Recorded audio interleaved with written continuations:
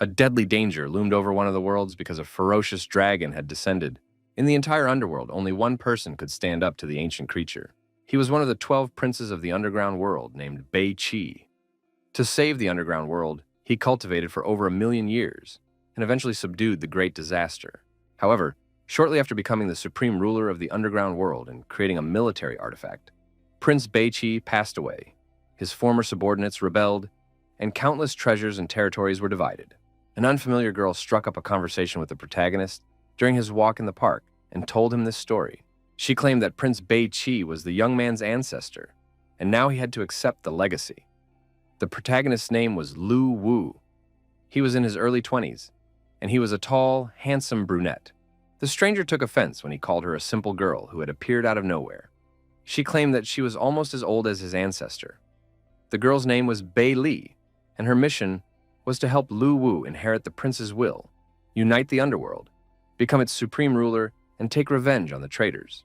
She would be able to help fulfill this mission and become a loyal assistant to the future ruler.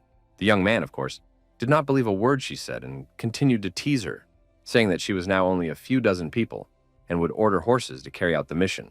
A powerful blow to the gut followed these jokes, and the young man doubled over in pain. Bailey announced that she would allow the young man to go with her to the underworld, and then return him home while Lu Wu vomited his lunch on the ground. Out of nowhere, right in the middle of the park, a portal appeared. Following the girl, who calmly entered the portal, Lu Wu, sitting on a bench, began to be sucked into the unknown underground world. Soon, the young man came to his senses, sitting on the ground and rubbing his head in an unfamiliar place.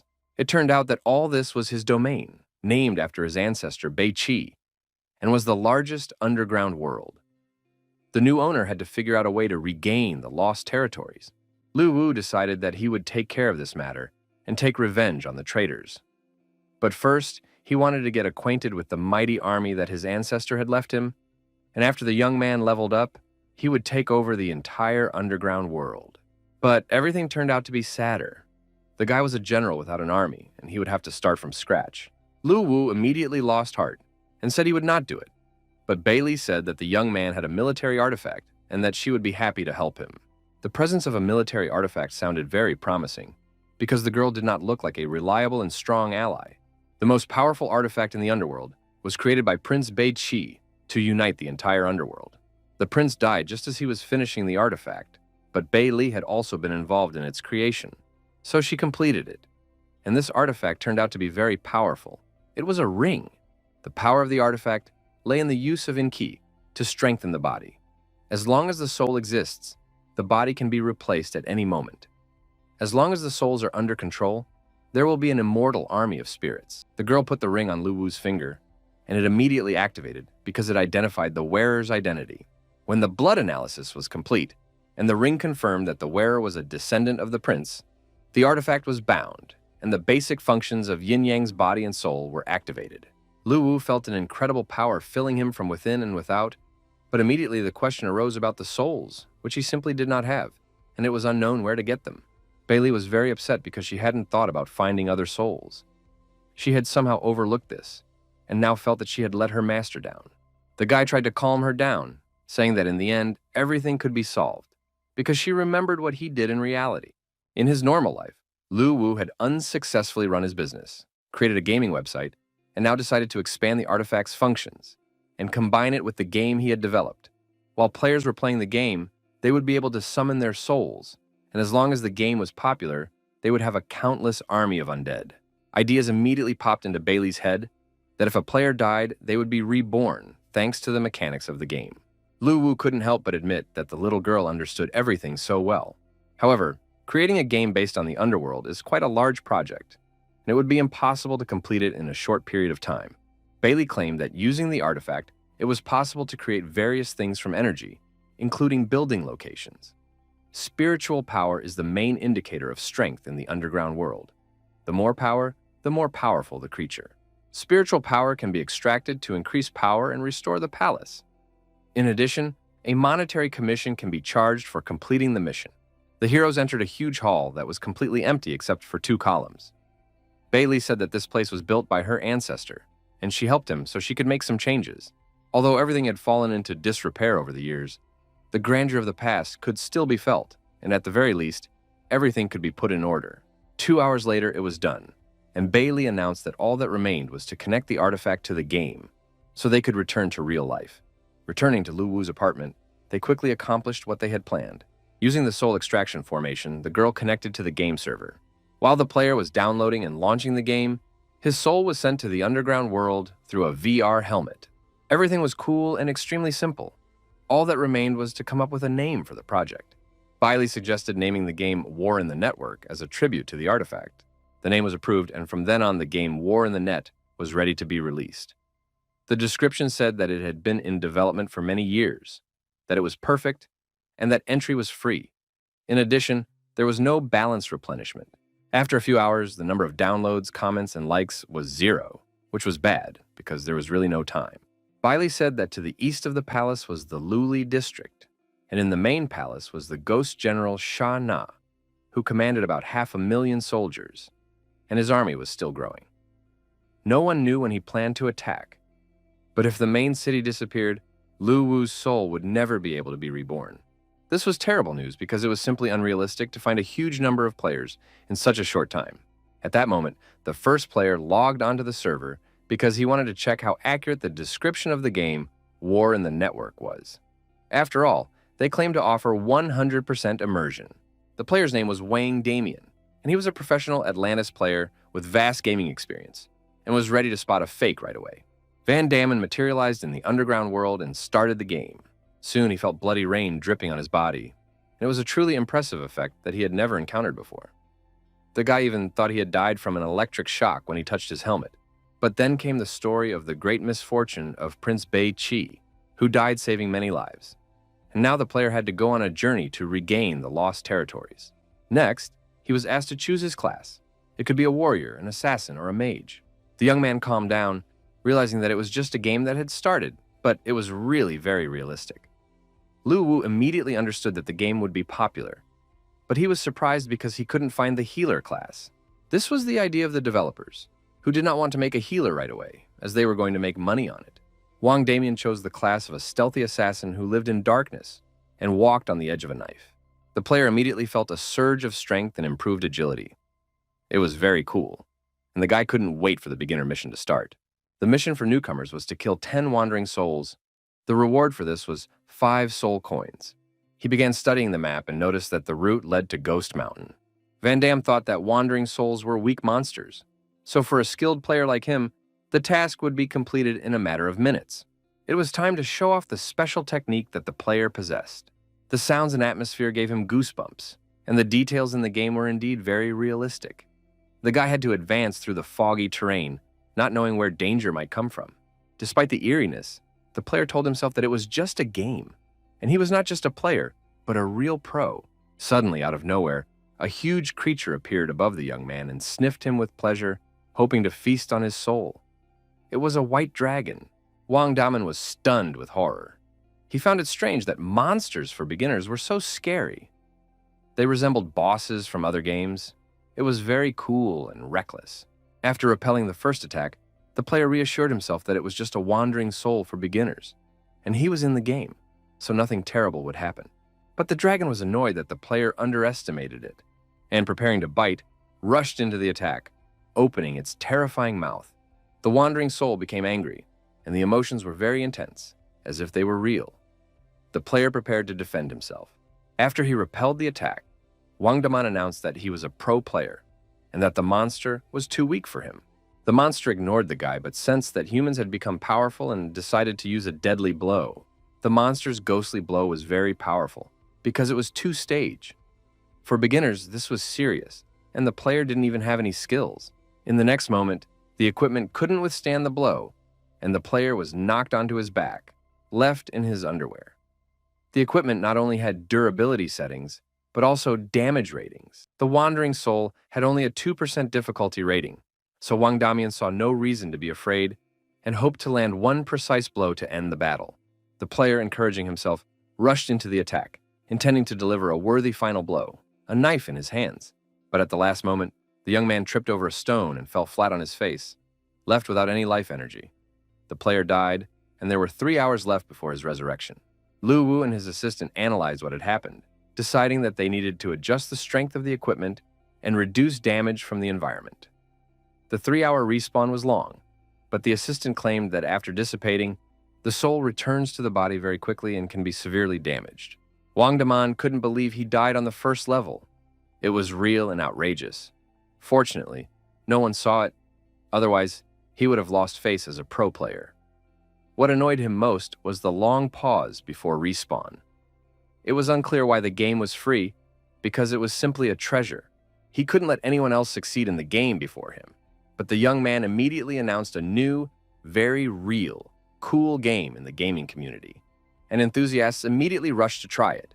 Amazed by its realism, quality, and the fact that it was free, everyone found the monster truly terrifying and the game very realistic. The white dragon rejoiced at the fresh, delicious souls he wanted to devour immediately. The players immediately chose their classes and prepared to fight the monster for beginners.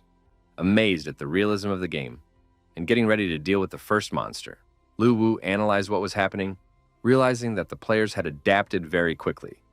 The teamwork had reached a silent understanding, and the players themselves were satisfied. So it was safe to say that the game would be a success. It was very hot on the battlefield, and the players were so actively involved in everything that it was simply impossible to see anything.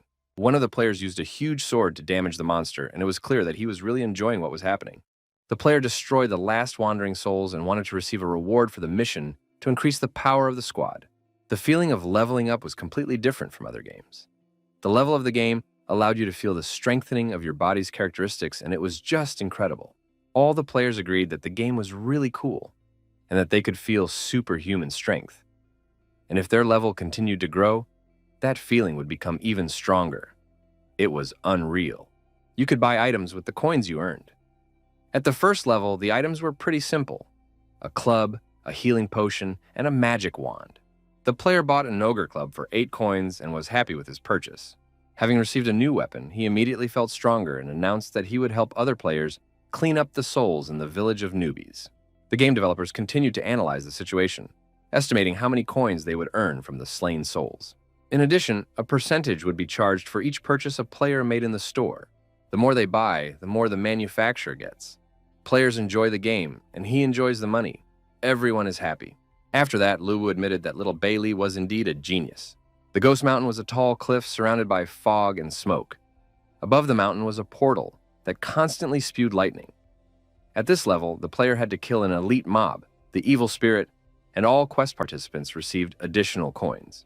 The players stood in anticipation, waiting to earn more coins in the mission, but they did not yet understand where to find this mob. But suddenly, the monster appeared before them and accused them of invading its territory. So now it was going to devour them. The evil spirit made a terrifying impression on the players. It was huge, with horns on its head, burning eyes, and enormous size. The most experienced player rushed into the attack. After analyzing the monster's behavior, the player urged the team not to skimp on healing potions, and to attack even at low levels. Lu Wu had doubts as he watched the game. Wasn't it too early for them to engage in battle with elite monsters? But Bailey reassured him, saying that this group of players was stronger than expected, and low-level souls would not be able to stop them. Therefore, it was necessary to give the players a new incentive. Besides, this elite monster would drop a useful item.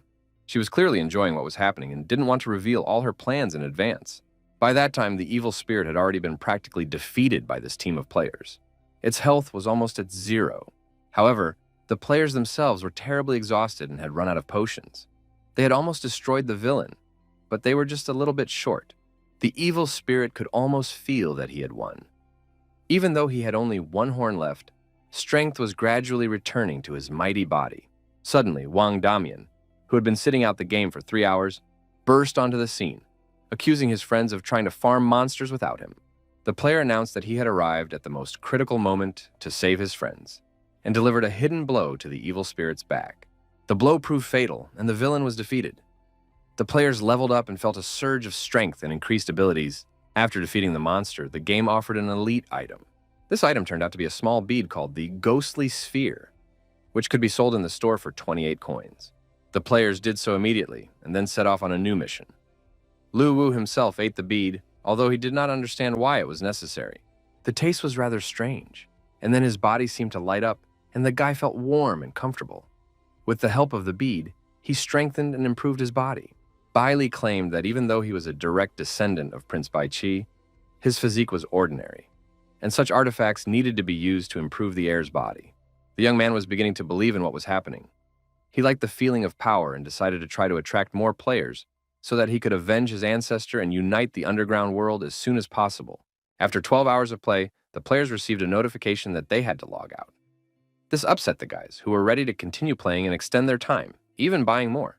Lu Wu didn't understand why the girl had programmed a forced exit from the game, because there were many tasks created for beginners, and they had plenty to do. Bailey insisted that it was necessary because their bodies were in the real world, while their souls entered the underground world. If the players stayed in the game longer, their bodies might not be able to withstand it. This was important for their further development. The completely exhausted and weakened player argued that there was no point in living if it was impossible to play War in the Net, and there was nothing in the real world but agonizing waiting. The next day, the players met in a cafe to discuss forming a team for the game. They had now abandoned all their previous games, realizing the potential of War in the Net. The first players had a big advantage. In addition, they wanted to donate, but they couldn't find a way. This showed that the creator of the game was indeed not short of money. There weren't enough soul coins in the game. You had to save them up first, and then spend them on additional purchases. One thing bothered Lu Wu.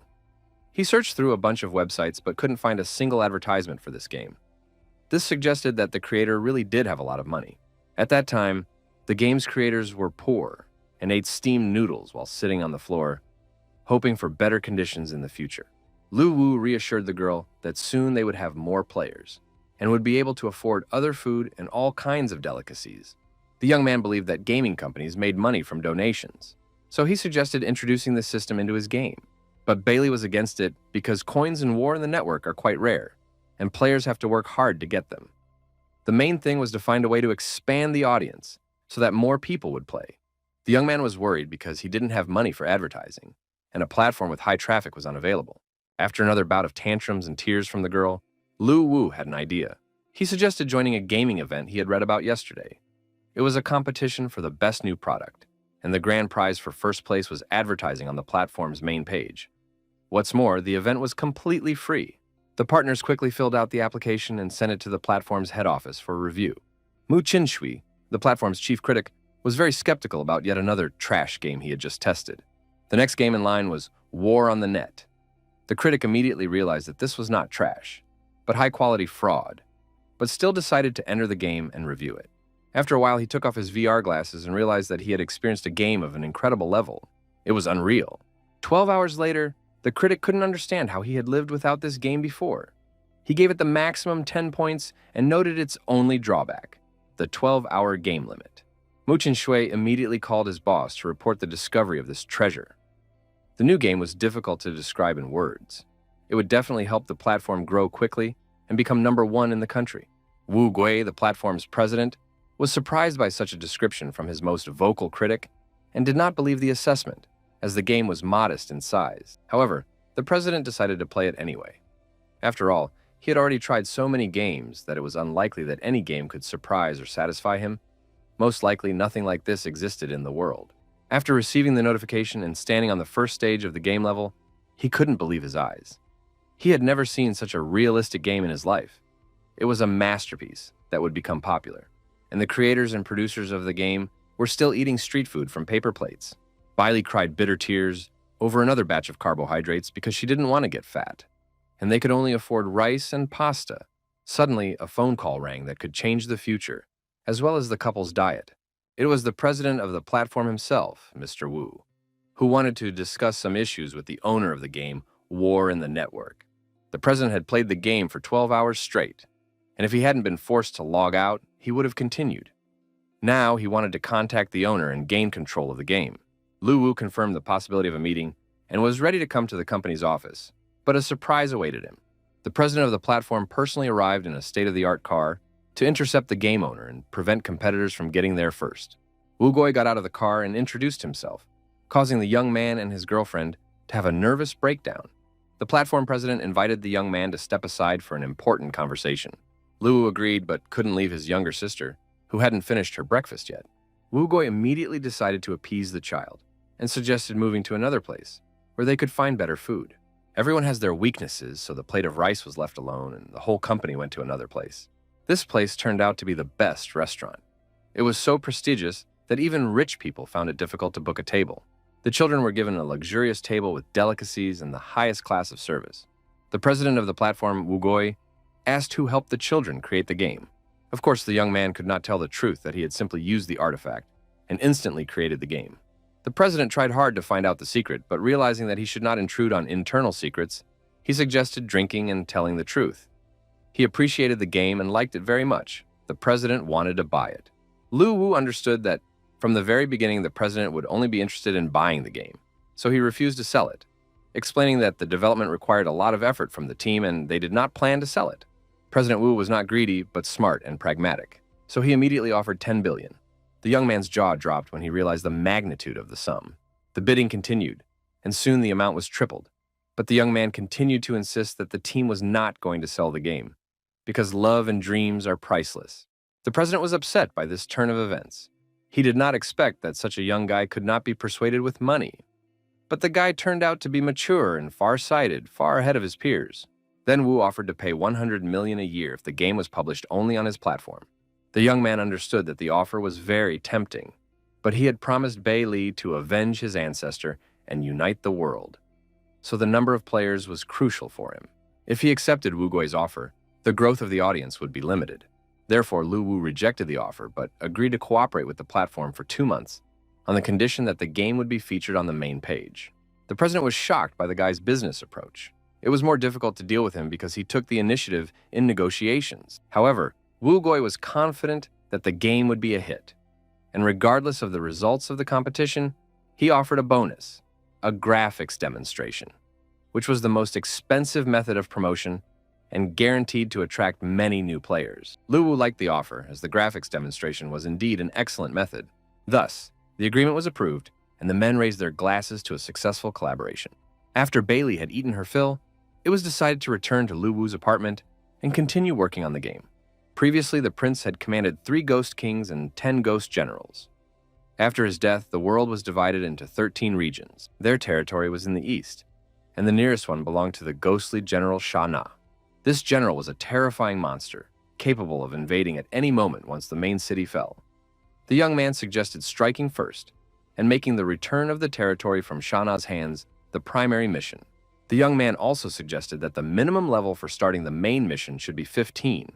Otherwise, the players would not be able to cope even with the ghost soldiers, let alone form a large-scale fighting force. Of course, NPCs can significantly improve the quality of the game. They are easy to create with an artifact, but how can NPCs be given intelligence so that they can act autonomously? Bei Li took on this task. She believed that the underground world was a place for living beings. It was possible to search for those who were born in the underground world and had not yet developed spiritual intelligence, and then use an artifact to reorganize their souls and give them new memories. After death, creatures would be randomly reborn in the underworld, and players could receive quests to find newborn souls and turn them into NPCs. The more such creatures there were, the greater the power. Collecting souls became a permanent task. It was necessary to find the initial souls born in random places and sell them in the store for 100 coins. Lu Wu used the artifact and made sure that the charm of the game was reflected in the computer graphics, attracting the attention of players. Bei Li suggested making a high-quality trailer that would shock players. The young man already had an idea and reassured his partner, saying that they did not need to hire a professional team and spend money on creating graphics. The world, from rivers and mountain peaks to flowers, was realistic. They just needed to use the artifact. Lu Wu used the artifact to gather and restore the former glory. The game's graphics were completely updated before our eyes and became perfect, attracting the attention of all players. After creating the real world of the game, it was time to focus on the main character. Soon, Lu Wu presented Prince Bei Qi in all his glory. A huge, muscular, handsome man with skulls, horns, and weapons. In short, with all the usual triggers. Bei Li was delighted with how quickly her partner had learned to control the artifact, and was amazed at the coincidence of the prince's appearance. However, the form could not last long, and it was time to take action. The army and a huge number of monsters were already approaching. The huge black dragon addressed Prince Bei Qi, believing that he was incapable of protecting the people and was going to destroy all the inhabitants. The prince replied that he was not afraid of empty words, and if the dragon wanted to fight, let him come against him. The warriors and soldiers were ready to follow their leader and win the battle. After the battle, the entire underground world was littered with mountains of corpses, over which ghostly soldiers rejoiced. Their leader, the ghost prince Bei-Chi, declared that he was bored as he was dealing with trifles. The Black Dragon admitted that he had underestimated his opponent, and that Bei-Chi deserved the title of prince. However, the dragon had already exhausted his strength, and the battle was not yet over. He decided to destroy Bei-Chi. The dragon opened its mouth, and a powerful stream of fire rained down on the prince, who ignored the flames and remained standing. The prince was ready to sacrifice himself, knowing that he could not defeat the dragon. He wanted the underground world to belong to its inhabitants. A huge explosion took both opponents away. The ghostly souls realized they had won, but the prince was no longer with them, and they did not know whom to serve now. Soon, their attention was drawn to the sounds of a baby crying, echoing throughout the underground world. They found a small newborn with a soul that had just come into being. The prince was dead. "Long live the new prince," announced one of the ghosts, and lifted the baby in his arms, showing him to the other warriors. An important meeting organized by President Wu Gui was taking place at the platform's headquarters. Suddenly, the meeting was interrupted. Critic Mu Qinshui was a little late. He had been invited to the meeting by the president himself, even though he was a low-level manager and did not usually participate in such meetings. After all, it was Critic Mu who discovered the game War in the Network. Everyone present was told about the new game and given VR headsets. The president asked the critic to show the game trailer. Mu Qinshui had already downloaded the video, and the platform managers were able to evaluate the game. The reaction was simply incredible. From tears of happiness, joy, and emotion to cries of delight. The only desire that arose after viewing was to play the full version as soon as possible. Lu Wu received a phone call from manager Wu Gui, who did not expect the trailer to be ready so quickly. He said that the game had shocked everyone at the company. The graphics and sound effects were top-notch, but one thing was missing to make it perfect. He was referring to the atmospheric music that could be created by adding a high-quality soundtrack. Bailey agreed that they had indeed missed this point, and now needed to add some good music. But how could they do that if they weren't musicians? After all, creating thematic music would require hiring composers and paying a lot of money. Wu Gui didn't see a problem with this. The developers just needed to find a lyricist and a performer who could compose a beautiful soundtrack. Lu Wu decided it would be better to let players evaluate the game without music. That way they could play impartially and give an objective assessment. The platform president really liked this point of view because, from a realism standpoint, there really shouldn't be any music in the game, to make it feel like you're in an underground world. Wu Gui remembered that he wanted to show the guy the results of the game ratings. As a result, the game War in the Net received the maximum number of points, and now occupied first place. Starting the next day, the rating was to be determined by the players, and War in the Net was officially launched on the platform. Lu Wu realized that it was time to create the first NPC, since the game would be officially presented and players would start rating it. Bailey recommended creating an NPC guide for beginners. Players could add their own thoughts and habits to it to enrich the game. The initial souls that players sold in the store could be used to create NPCs with souls and consciousness. This guide would not only guide players, but could even win fans among them. Lu Wu created a real heartthrob that absolutely all players will like. He will be able to attract female players, and they will bring their friends along. The NPC was endowed with a full soul. He was very strong and, as a conscious being, could even attack.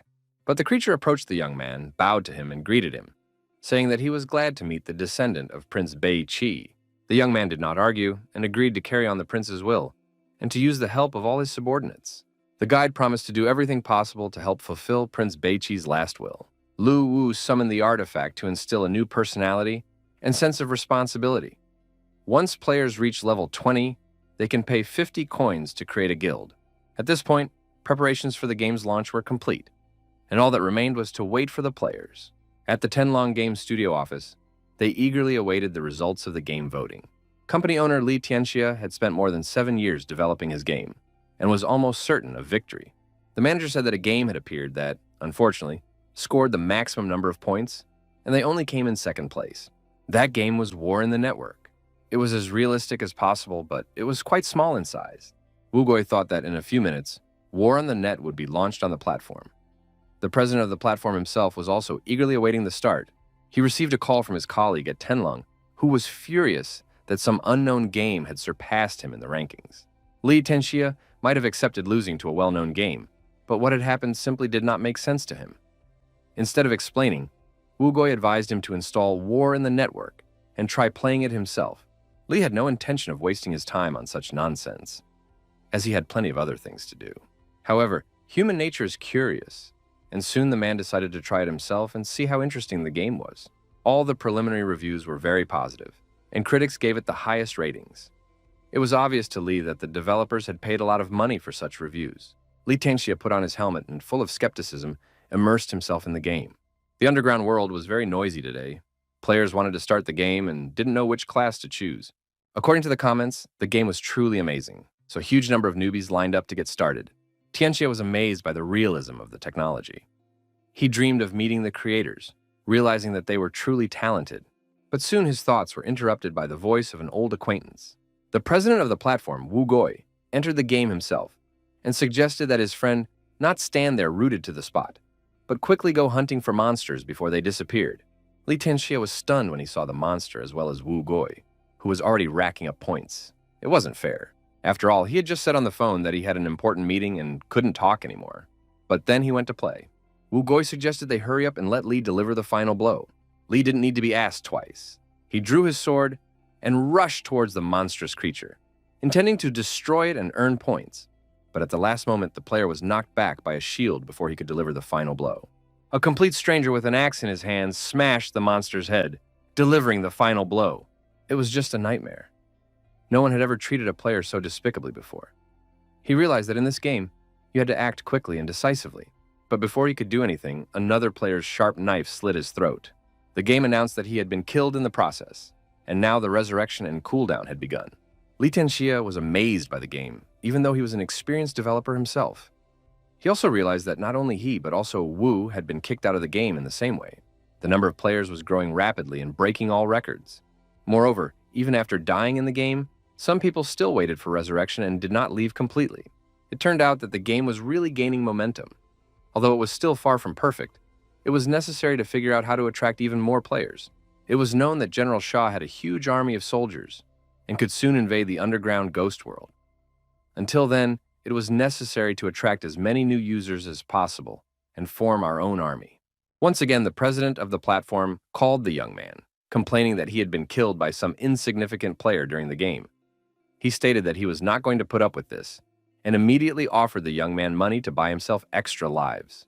Lu Wu replied that this was not possible at this stage, but in the future, players would be able to earn coins for killing monsters. The young man currently only had 100 coins for personal use, and he offered to give them to the president as a gesture of friendship. Wugoi was amazed that the developer did not control everything that happened in his own game. Wugoi asked the young man to introduce him to the team that created such an amazing game as soon as possible. A few hours later, the weather in the Ghost Mountains was foggy and cool. Players Wu and Li lay in wait, waiting for the right moment. There were noticeably fewer players in this part of the world. Soon, they saw two players fighting a monster. One held a shield, while the other attacked the beast. The offenders watched this fight from the bushes, now waiting for the right moment. Finally, they decided that the time had come and rushed into the attack to take their revenge. With swords in their hands, the players rushed at their opponents, intending to knock them out of the game. Wugoi destroyed the guy with the shield with a sword strike. Li Tianxia, however, was not so accurate. The female player managed to avoid death. You'd be hard-pressed to find a more clumsy oaf. The girl indignantly declared that she didn't understand where these two jerks had come from, since she had been quietly playing the game with her partner. Li Tianxia said that they still had the advantage, and that the other players shouldn't worry.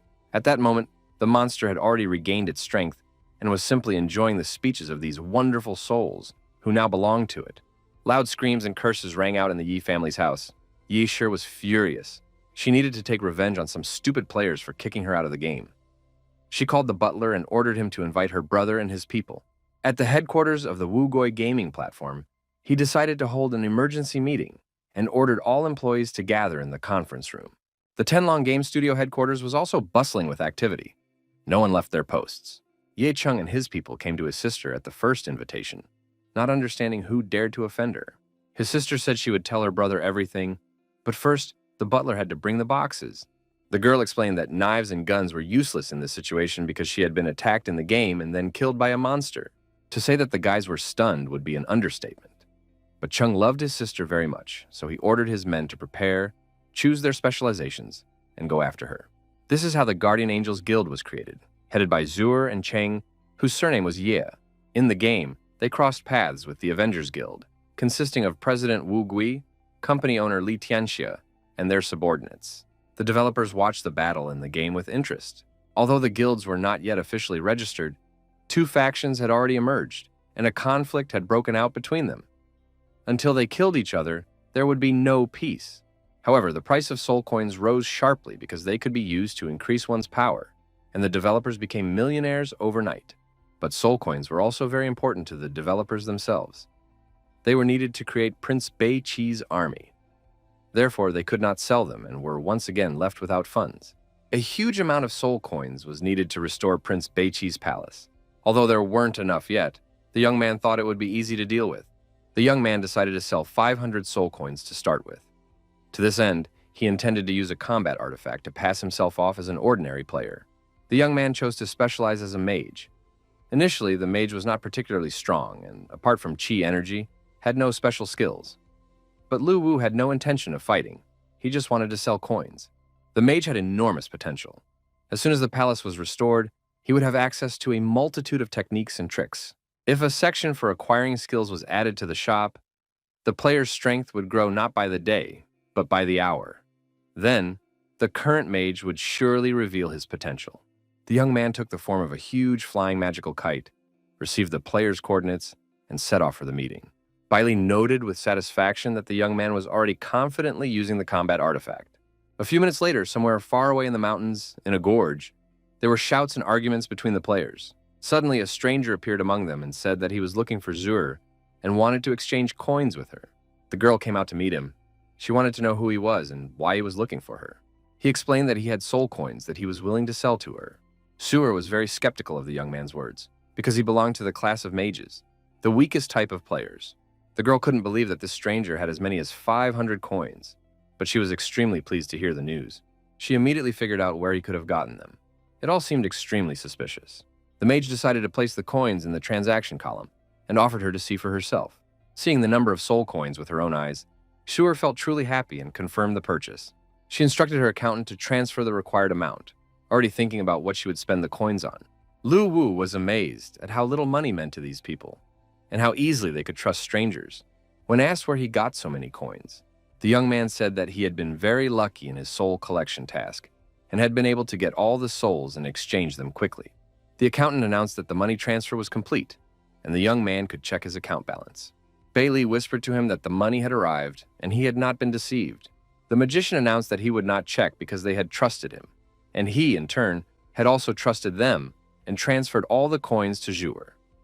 After that, he thanked them for their cooperation and said that he would contact them again next time if new coins appeared. The girls were very impressed by this behavior because the magician received a huge sum and did not even bother to double-check. Maybe he was too rich, but their thoughts and dreams about a rich and charismatic guy were interrupted by the news that players from another team were lying in wait. These were not representatives of the Avengers Guild, but elite mobs. The elite mobs were demons on wolves. They were a truly terrifying bunch and had come to find out who dared to invade their territory. Lu Wu finally treated his girlfriend to a feast, buying all her favorite delicacies, because now they had a lot of money and could afford it. The young man said that when he left the ghost world, Zuer's team was attacked by ghost soldiers. These horsemen were led by Shana. The young man was struck by the size of his army, but it turned out that as the number of players increased, so did the number of enemies. This was very good, and players needed to be given the task of exploring General Shana's territory. This would make players understand how things really stood and encourage them to spend soul coins on their upgrades. Lu Wu immediately activated the combat artifact and set the access level for the task to no lower than rank 15. If weaker players went there, they would die immediately. High-rank players had no choice but to accept this quest, and there they would be able to fight the ghosts. Since players constantly respawn, they are ideal for exploring the lands. Once enough information was obtained from them, a further strategy could be developed. There were many players in the ghost world who tried to divide themselves among the guilds. They begged for their applications to be accepted and guaranteed to earn a lot of money. The Great Dragons Guild, led by Wang Damana, accepted all willing players, but preferably those with high levels. A player with the nickname Blade in the Soul approached the guide to get information about General Sha Na. The guide said that the prince of these lands, Bei Qi, had raised the general, but he had betrayed him. The general now had about 500 soldiers who had captured the Luli area. If you went there on a reconnaissance mission, it would be best to take care of your own safety. The Great Dragons Guild immediately decided to go on this mission. They planned to easily deal with the general's ghost warriors. Lu Wu noted that the Great Dragons Guild was indeed made up of real professional gamers, and they had already left on the mission. But the poor guide was unlucky. He was surrounded by female fans who showered him with compliments, trying to find out what he'd like to do in his free time. It's great that the guide is so popular, but it's time to create a new NPC who will be a mysterious merchant wandering the lands of Beiqi. Lu Wu will move him around randomly, and gamers will be able to buy rare items that are not available in the store. This will increase the enjoyment of the game. After that, the guy suggested going to see how the task of exploring General Sha Na's territory was progressing. Bailey was a little worried about this, because the players were at odds with each other, and now they had to work together to fight a single villain. The young man reassured her, saying that all these issues would be resolved very soon. A camp of demonic horsemen had been set up at the junction of the Luli and Hades regions. Several players used stealth techniques to conduct reconnaissance and discover that there were a huge number of soldiers inside the camp. Alone, the humans would not be able to defeat them. At that time, another guild that had appeared in the area was behaving very noisily, attracting the attention of the demon soldiers. It became clear that there was no time to escape, and that they would have to fight them in battle. And death would be heroic. The battle began. The players fought desperately and killed the mobs quite well. Half an hour later, all the high-level players were still able to fight. Although they suffered losses, the battle continued. The players were unable to cope, and it became clear that the Great Dragons Guild would not survive. Perhaps it was too early to take on such quests. If they kept losing, all their enthusiasm would disappear. At that moment, the Guardian Angels Guild, which had bought new equipment, approached the battlefield. Zhuer had specifically exchanged soul coins for equipment, looked gorgeous, and was ready to lead her guys into battle. The Avengers also showed up, but it was strange because they were enemies with the Guardian Angels. Bailey was pleasantly surprised by this fact. Lu Wu watched the proceedings with satisfaction. He was as confident and calm as his ancestor. The guild leaders agreed to deal with their enemies first, and then resolve their issues among themselves.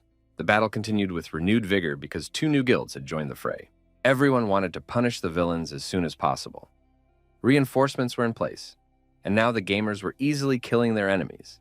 Bailey said that, judging by all appearances, someone was watching the young man. The demon commander nicknamed Madman joined the battle.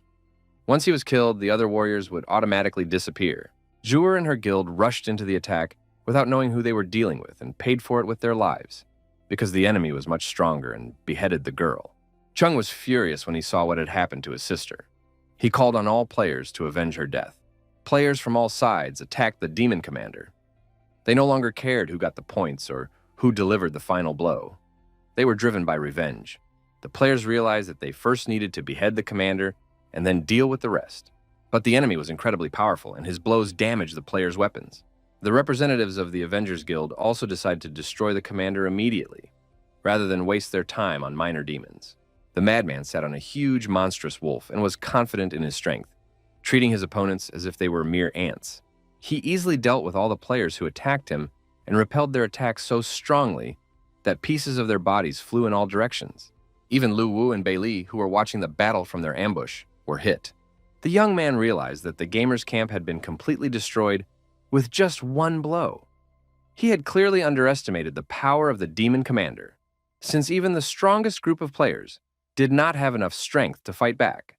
It turned out that the enemy could kill everyone. Perhaps it would be better for the players to explore other regions for now and avoid the territory of Liuli. Lu Wu created a screen recording feature that would help promote the game. Gamers would be able to post recorded videos, and people would learn about it. 3 days later, the exploration mission in the territory of Luli turned into a confrontation between 3 guilds. But thanks to this battle, the players gave up their hatred for each other and began to act together. The leaders of the 3 guilds even held a meeting and decided to unite to deal with the demon commander's camp. As a result, the price of soul coins rose again, and the screen recording feature increased the number of gamers. Due to the influx of new players, minor glitches were discovered. People tried to resort to hackers to quickly level up their characters, but they were disappointed. The game wore in the networks from the human brain. and no hacks can help. The forum, where players shared their impressions, gave advice, and left useful information, was very helpful in the development of the game. Soon a map was posted showing the distribution of monsters in different areas of the mountain range, drawn by hand. A gamer named Lo King used the screen recording function when developing the map. He hardly fought any monsters, but immediately started the game by exploring the world. Lo King's map featured areas that players were already familiar with. A player named One Hit One Kick had a very interesting fate. He used to work as a firefighter and lost his limbs while responding to a natural disaster, becoming disabled. He was very disappointed in life and in himself, and only after entering the game did he feel like a complete person again. When the man saw himself in reality and felt the presence of his limbs, these sensations were so real that he cried. It was wonderful. The game gave the man a zest for life and hope. Therefore, it was necessary to continue working on realism. Lu Wu decided that War in the Net did not necessarily have to be a game related only to wars. It could become quite thematic. For example, after completing the task of destroying General Shana, players could receive some additional options. For example, fishing enthusiasts could enjoy fishing in the Sea of the Underworld. And if gamers destroyed the king of the rock demons who lived on the Cliff of Despair, they could cultivate spirits in that location because the environment allowed it. Players could have their own pets and teach them martial arts. Lu Wu was confident that his game world was full of possibilities, and that anything players could imagine could be brought into the game. As the map was gradually explored, more and more people entered the game, and the ghost world became accessible to everyone. The border between the regions of Luli and Grados was packed with demon troops. Scouts reported to their commander that the gamers who had fought them a few days ago had been forming small groups and constantly looking for new ways to attack. The demons expected the gamers to be afraid of dying and to flee, but they kept pushing forward like parasites, and only a powerful blow from the demon commander, the madman, was able to stop them. The demons watched the part of the ghost world where the gamers lived and marveled at their powerful energy. They understood that this power resembled that of Prince Bei Qi in terms of its strength and quality. The gamers also watched the mobs and realized that their activity increased the demons' aggressiveness. But that was great because they no longer had to run around looking for enemies. The enemies came to them. The gamers happily welcomed the demons who came to fight them. The players declared that they had come from Prince Bei Qi. The mobs understood that the gamers were provoking them, but were amazed by their courage and audacity. The mob commander had witnessed the rise and fall of Prince Bei Qi with his own eyes, so he ordered his servants to destroy the imposters. A battle began between the players and the demons. Bei Li was very worried. She watched the dynamics of the game and noticed that the commander of the ghost soldiers had gone on the offensive, and the players were constantly dying. Lu Wu said that everything was part of his plan and there was no need to worry. The battle continued desperately, and even the mob commander, Mad, joined the attack. The demons reported to their commander that they had already gotten rid of all the gamers, who turned out to be ordinary weaklings, and now planned to go to the abandoned city of Hades. The commander ordered them to continue the offensive and prepare to kill as many players as possible. However, this turned out to be not so easy, because the number of people gathering to join the game was simply enormous. The demon realized that there were too many opponents and ordered his troops to retreat, but then his subordinates noticed that there was nowhere left to retreat. They had been ambushed. The fact was that representatives of the guilds had united and were waiting for them on the other side. The old methods of endurance and tactics worked perfectly, and the start of the operation was announced. The gamers enthusiastically rushed at the demons because they had been waiting for this moment. They understood that there were many enemies, but that did not stop them. This was Lu Wu's plan. After losing the previous battle, the guild leaders met and developed a joint plan to confront the demon commander. It's not scary to have one enemy out of 10 people, but it's scary when they all unite against you. And even though the army of players couldn't destroy the general, they were definitely strong enough to take on the commander. The madman was surrounded and couldn't understand what was happening, because the players had no formation and relied only on each other's support. Of course, ghosts have strength and ferocity, but fear was also present. The madman noted that the players were not afraid of death at all. Even with his advantage in strength, he could not withstand such numbers. The demon commander understood that if things continued in this vein, he would soon die, but he had no intention of dying at the hands of such weak parasites as these players. Ishur approached him, saying that they had met again, but now she was prepared. The madman attacked with his magical energy, and one had to be extremely careful.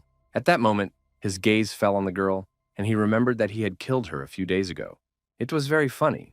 It turned out that the demon commander did not know about resurrection, and now he was in despair. The players were not afraid of death, because in 3 hours they could be resurrected. The players already felt their power and tried not to pressurize, but on the contrary, to enjoy the battle and gain experience. The madman directed powerful energy from his eye, trying to harm the people in any way he could. This energy again led to a powerful explosion, and huge rocks and pieces of soil scattered across the playing field. At about the same moment, a notification came that the mission had been completed due to the killing of the demon commander, and his equipment was now available to high-level players. In addition, an accessory from the set of runic artifacts could be sold for 500 soul coins. The demon commander's equipment was immediately analyzed for value. Luwu did not understand what was happening, but the girl explained that she had created several hidden classes of artifacts that were used by the prince's fighters to create warriors. This artifact was called the Ninth Demon Energy, and with its help, it was possible to devise a plan for the runic warriors. Runic wars sounded very impressive, and the player's strength increased significantly after a fierce battle with the demon commander. Luwu hastened to learn about the talisman and the runic warrior, about which he had no information. A rune warrior is the system name for a special warrior created by Beiqi's first spell. To make it, the blacksmith had to smelt many materials. Although the process was complicated, the result in the form of the warrior's strength was impressive, and with the help of the combat artifact, it was possible to save on many procedures. Bailey wanted to carefully study the rune and add the template to the artifact to create a hidden class of warriors. However, the girl did not know if a player who had received the talisman would ever appear and when he would admit it. It was unknown how quickly the player would put the talisman up for sale. It was a completely useless item for players, but it could fetch as much as 500 soul coins. The next day, a new quest was ready, which was to reveal the rune warrior, and Wang Damian enthusiastically took it on. But then he remembered that he was a representative of the assassin class, and therefore he urgently needed to become a berserker. All the berserkers had changed classes, and now it was unclear what would happen to the assassins. To gain supreme power, the berserker renounced his weapons and used himself as a vessel, carving the runes of heaven and earth that formed his body. His weapon became a glove with runes carved on it. Van Damme was simply happy. The power was very strong and explosive, shocking even its owner, the player. Death watched what was happening and was already close to the player. The attacks were affected by the defense and fell off the player like raindrops. In addition, he possessed tremendous speed, which gave him the advantage of rune. The first task was to demonstrate the rune warrior, and after completing it, Wang Daman was amazed at how cool and invincible the rune warrior was. His perception of warriors on the battlefield was completely overturned.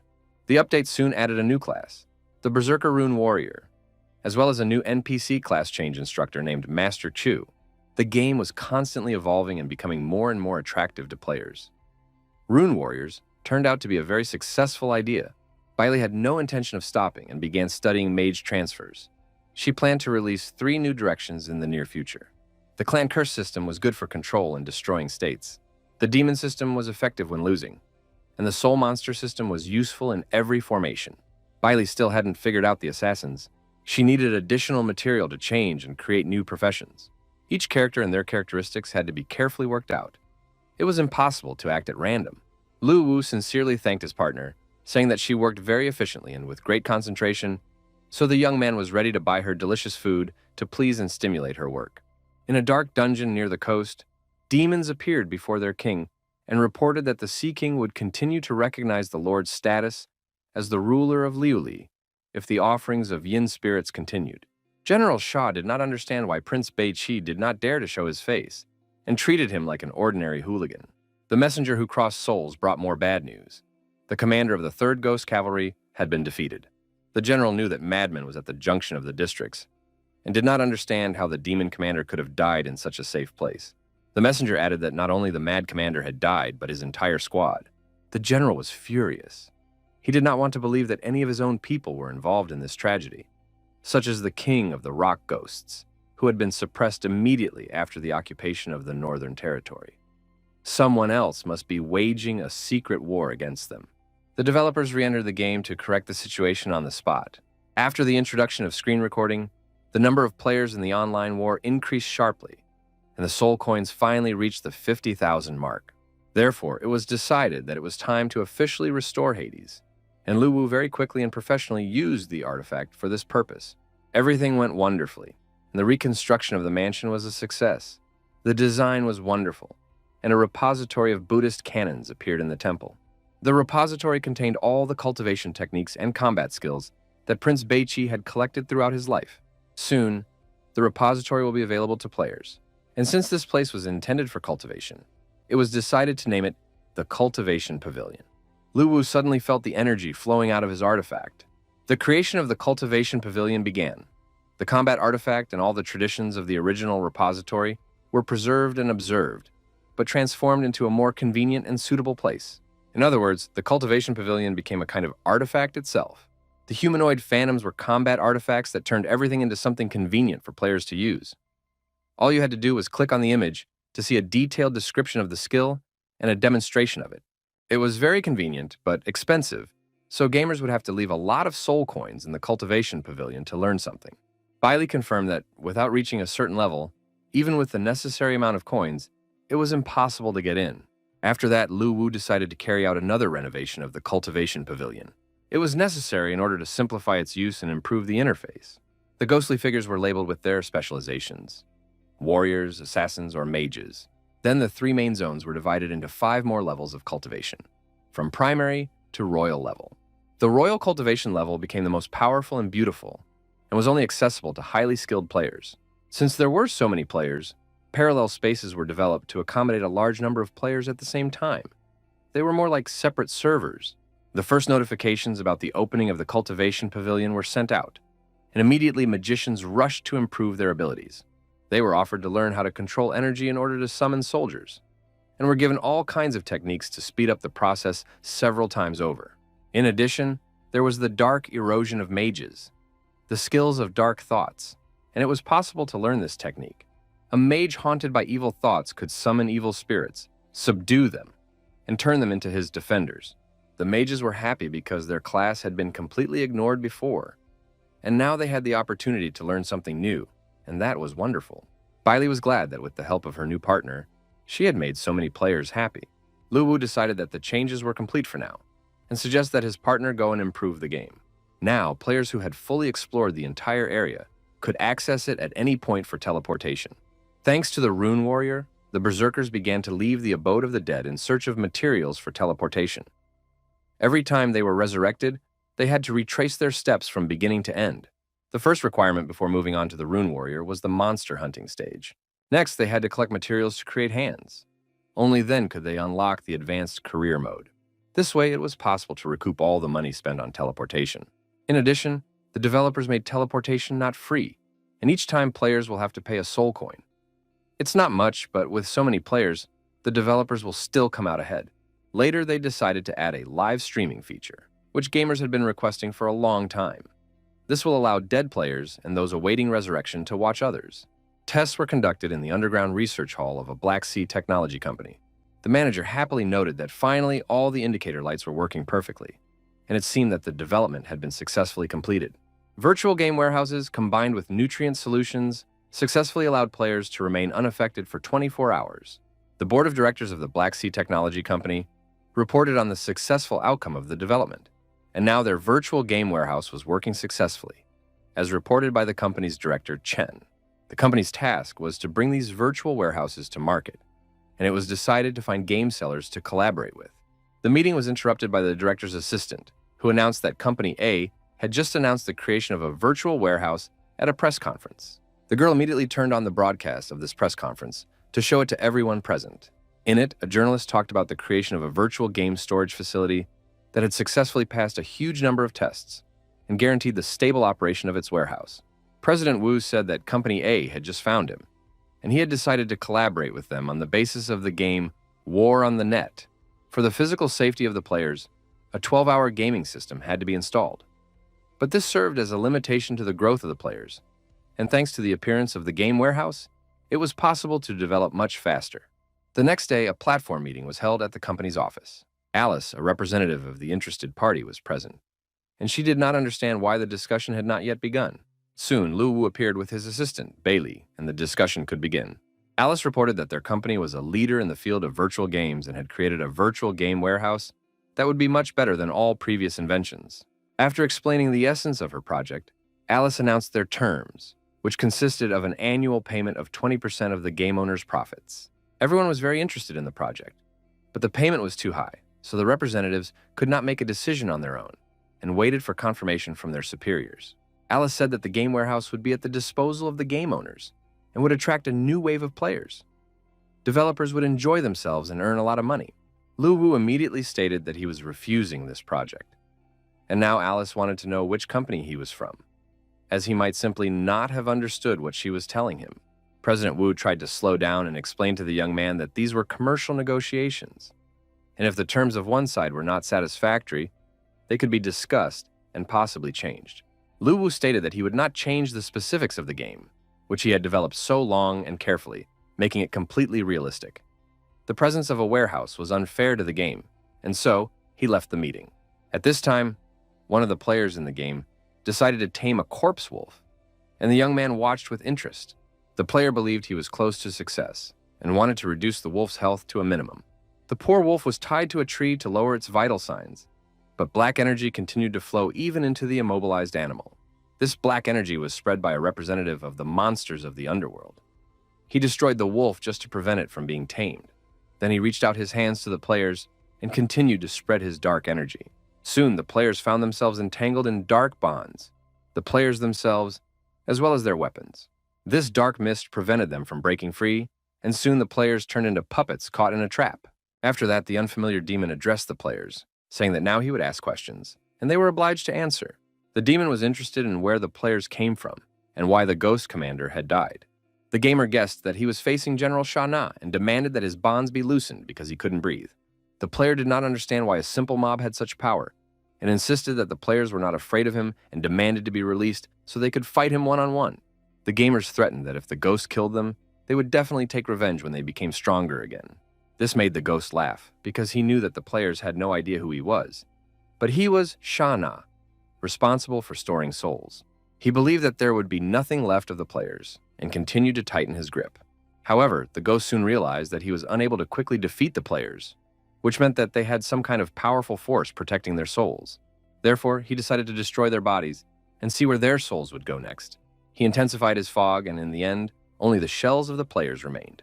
The ghost noted that there was not the slightest influx of soul power. In addition, the integrated souls disappeared without a trace. This did not correspond to any laws, because after the death of a creature, the soul begins to rotate. The power slips away and merges with the rest of the world. But the current situation was completely different. The players noticed a stranger standing in the distance. One of them suggested that the stranger resembled a hidden mob, a mysterious merchant. The players decided that they could strike it rich and become wealthy because the mysterious merchant had many soul coins and expensive goods. They approached the figure and asked if he was selling goods, demanded a discount, and wanted to look at the goods themselves. The stranger did not turn around, silently listening to everything they said. Then he turned to the players and asked if they knew the details of the ghost commander's death. The players did not like the smell coming from the stranger at all, but they thought that he simply possessed some unknown technique and did not pay attention to the black mist that began to envelop them. But then the stranger couldn't take it anymore and said that they were talking complete nonsense, so they had to die. The same changes occurred with this group of bodies and souls, and they also disappeared. But the ghost had an incredible idea, which he now needed to verify for himself. Lu Wu and Bailey realized that Sha Na had gone on a reconnaissance mission and wanted to find out more about the messenger who crossed souls. The messenger who crosses souls is the highest position of the king and general of ghosts, responsible for storing and transferring souls. Each ghost king and general was assigned a messenger, and they had different strengths and weaknesses and were skilled in sacrifices. The yin soul was different from the original soul. It was similar to a material and could be used to create weapons and equipment. It turned out that the ghost king in general did not have much influence, and all the power was in the soul, which was almost impossible to kill. It could dissolve into the shadows at any moment. And now he had come to the abode of the dead. The ghost couldn't believe his eyes when he saw the reborn and rebuilt Hades. This could only mean one thing, that King Beiqi had returned. But the ghost had seen the king's death with his own eyes and watched as his soul left his body. It was a vivid memory, and the ghost could not be mistaken. The ghost, who crossed souls, demanded an explanation and wanted to know who had appeared before him. Although he already guessed, he still couldn't say it out loud because then the messenger's worst nightmare would come true. Before him, in all his glory, stood Prince Beiqi. The messenger bowed respectfully to his master, saying that he realized his mistakes and was ready to die if it would help to fix everything. The prince could not allow the messenger to find peace so easily after his betrayal by simply dying. The messenger was ready to atone for his sins and do whatever the prince commanded. He promised to help the prince regain all his lost territories and glory, but he did not believe that this was the real Prince Beiqi, because the latter would never have let the envoy go.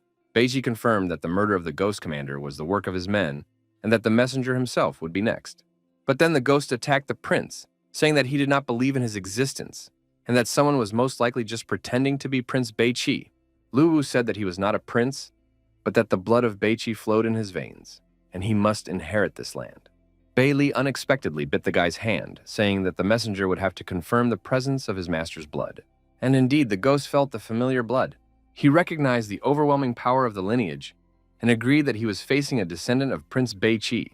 After that, Prince Beiqi demanded that the messenger who crossed souls surrender or die. Before answering, the messenger asked if the beings who called themselves players were human, Beiqi. If these players were destroyed, their souls would not disappear. The person who created them had mastered the law of reincarnation, and the messenger realized that he was facing a very powerful being, for even Prince Beiqi did not possess such power. The young man's patience was running out, and he asked one last time what choice the messenger would make. The ghost knelt and said that Du Yan's subject welcomed his new master and would be loyal to him, just as he had once been loyal to Prince Beiqi. Dark forces were gathering on the coast of the sea in the Luli area. The ghost returned from reconnaissance and reported to the general. He found the remains of a tree demon in the camp and believed that it was he who, together with his people, had decided to encroach on this area and move General Sha Na. The general sent a messenger to the Sea King to confirm his agreement to make sacrifices. But it was necessary to simply wait until the general broke through the Ghost King's kingdom and captured the northern territory. Lu Wu, sitting at home, came up with new game bonuses to appease players who were asking for a new game platform to be launched. But this was not possible at the time. At this time, gamers in the game made their way into the general's territory and began a live broadcast. The Sea King began to emerge from the sea, calling General Sha Na to battle. The players were amazed by the mere sight of the Sea King, Poseidon. Poseidon really did look impressive, and the players hoped to just stand aside and watch a real battle between mobs. Poseidon continued to shout at the top of his lungs, calling on General Sha Na to come out and respond. The general personally appeared before the Sea King, not understanding why he was making such a fuss and what he wanted. The huge, ferocious general demanded that the Sea King not get carried away. The situation was such that the villains themselves were confused and did not understand what was going on between them and why they were so fierce towards each other, while someone else was just pitting them against each other. The general accused Poseidon of invading his territory without permission and daring to look him in the face. Poseidon called the general a nobody compared to Prince Beiqi. The general promised to roast the Sea King and get rid of all his assistants. Poseidon warned that it was impossible to refuse his offer and was ready for battle. The general did not understand why the messenger did not confirm that Poseidon's terms had been accepted. A misunderstanding arose. The general tried to explain himself to the Sea King, but the latter no longer wanted to listen to him. The opponents came face to face, radiating hatred for each other, and it was clear that the battle would be epic. The general tried to say that he had not rejected Poseidon's offer and was ready to sacrifice souls to him every year, but that there was no need to pressure him. Poseidon thought the general was mocking him and refused to listen to any more excuses. The opponents used all their strength and skills to harm each other, and soon General Sha Na admitted that Poseidon was much stronger. Poseidon once again said that the enemy should not hide behind messengers because they had refused his offer. The general realized that the envoy, Du Yan, had turned against him and deliberately conveyed the wrong answer. The general acknowledged the envoy's disobedience and asked Poseidon not to quarrel, explaining that he was now personally willing to pay souls annually. Poseidon accepted this answer, but demanded that the souls be destroyed, because the king of the sea remembered how weak the general had been during the lifetime of Prince Beiqi. Barely restraining himself from insults, the general confirmed that he accepted the Sea King's proposal. To say that the general was angry would be an understatement. He promised to destroy the messenger and ensure that he would never be reborn. Lu Wu used the messenger to pit the villains against each other, hoping that they would at least maim each other. But it turned out that the general was much weaker than the Sea King and was even willing to humiliate himself in order to survive. Baichi confirmed that Poseidon was very powerful, and he fought Prince Baichi several times. Of course, the prince was far superior to the Sea King, because he had simply crushed him to the ground several times. Poseidon is very powerful, but he lives in the sea and can only be considered the ruler of a certain area. so he is not able to rule over other lands. Even if he easily defeats the general, he will not dominate the lands but only the sea area. And in the sea area, there is also the False Sea. The main ruler of the False Sea was Banji. He is so powerful that, according to rumors, even the prince did not consider him an equal opponent. It was decided to wait until the Luli region was captured and then form a naval fleet. Otherwise, if Poseidon went, there would be nothing to oppose him. Beichi was also ready to think about it, but later, because now she was dealing with the library, where she found many amazing drawings, including the design of the ghost ship. This ship had lived at the bottom of the sea for many years and was capable of absorbing only the spiritual materials of heaven and earth. It transformed souls and evolved them. Even if the ship was completely destroyed, it could be restored by absorbing a large amount of spiritual materials. This was very convenient for gamers. When the time comes, it will be possible to create the original ghost ship according to the blueprints and sell it to the player, who will then upgrade the ship themselves. The project is very expensive. It will require 500,000 coins because many items in the library are filled with the power of the soul, and additional energy is needed to repair them. After hearing this, Lu Wu suggested opening an auction house to make it easier for players to find the items they need in the search engine, as well as to sell unnecessary attributes. The girl really liked the idea, and after working through the night, she found the killer's direction of movement, a relic of the Sun Clan's ancestral curse found by a player. The weapon looked worn, but it was a clan relic and the killer's main attribute. The Sun Clan of the ancestral curse was once a powerful race in the lands of Beichi and, according to rumors, was connected to hell. Each of their people was a natural-born killer capable of summoning demons. This clan killed indiscriminately, harmed ordinary people in the underworld, and openly insulted the prince, but was then suppressed by the army led by the prince and has since disappeared from these lands. Bei Li bought an old, worn knife from one of the players, and now she had to go to hell to post an announcement and then show the killer. An announcement appeared on the server about the damned who rejected religion, possessed deadly power, and could summon demons. Their weapon was a dagger. To become cursed, a player had to reach level 30 and possess the assassin class. It was possible to summon the Night Ripper, who became a guardian for half an hour, increasing damage. The next path to hell is number 2, Abi, a huge, powerful ghost assassin. The player could summon Abi and gain the ability to fly for a minute, as well as choose a specific area as the main target for attack. The last path of hell was the wise Hosheng, who could be summoned for a minute and was capable of inflicting enormous damage on the selected target. A practitioner of the curse could master 18 demonic forms in the realm of hell, each of which had a different level of difficulty and malice. New requirements for changing professions were introduced. One of them was a Scarlet Essence. The minimum level of an assassin player had to be at least 30, and after accepting the task of changing professions, it was necessary to kill any monsters, including players, and collect a huge amount of blood essence to open the path to hell. Sources of cursed power were also developed.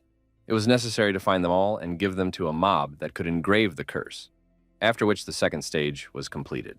The developers racked their brains over new options. Apart from the Night Ripper, assassin players were indifferent to other methods of advancement. At this stage, the profession change feature was already in full swing, while hidden features remained on the sidelines. There was a need to repair the Spirit Room, a place used by Prince Beichi to store defeated enemy generals and their souls. It was a huge sacrificial building. Among these heroic spirits were several very talented warriors, and their legacy could be completely absorbed by a combat artifact. Several random quests could be launched. After completing them, the player would receive the power of inheritance. At the headquarters of the Black Sea Technology Company, another meeting was held to develop a promotion strategy. The secretary reported that, according to news from the platform, the most powerful game developer had not accepted the company's terms. Perhaps this company would be able to cooperate with Black Sea and finally use their warehouses. The game War on the Net was again short of coins. The opportunity to earn them was great, but consumption was also enormous. Therefore, many game features needed to be expanded, and there were still not enough coins. Suddenly, there was a phone call from Director Chen, who hoped that his virtual game warehouse could collaborate with the game. Director Chen confirmed that the promotion with his company was mutually beneficial and that there would be no fee for its use. The company was ready to pre-install the game as built-in software, with no special download required. Lu Wu agreed to work under these conditions, realizing that the virtual game warehouse contributes to the stability and growth of players and could be a good way to promote the game. At this time, one of the popular players fell into a pit. the difficult tomb of Bai Mei. The player fell in and turned on the broadcast. Bai Mei is a type of spirit beast unique to the land of Bai Qi. The name meant a very desirable and noble creature. When the life of this creature comes to an end, it seeks a secluded place to leave its life legacy. A berserker named Sun Qi found himself in a desperate situation. There were only smooth walls around him, and he couldn't get out. He even tried to kill himself, but the green light penetrating through the walls healed his wounds every time. Lu Wu, using the nickname Super Vibe, wrote to the player, telling him not to waste his strength and to follow his advice. The player decided to take advantage of the help, as he had already run out of ideas. Sun Tzu cut his arm with a sharp sword, and bright red blood gushed out in a powerful stream. While the wounds were healing, the player put his hand against the stone wall. His palm seemed to stick to it, and the wall began to suck out the blood. The player realized that he could finally die. Suddenly, the ghost of the deer appeared in the grave where the player had fallen and saturated him with life energy. His health points rose again. A notification informed him that the player Sun Tzu had received a new specialization, Bai Mei. It was very impressive, and everyone envied him. Replays of his live stream made it to the top. In addition, Sun Tzu received the spiritual specialization of the beast Bai Mei. It looked quite funny, but had high professional characteristics, and its blood could heal.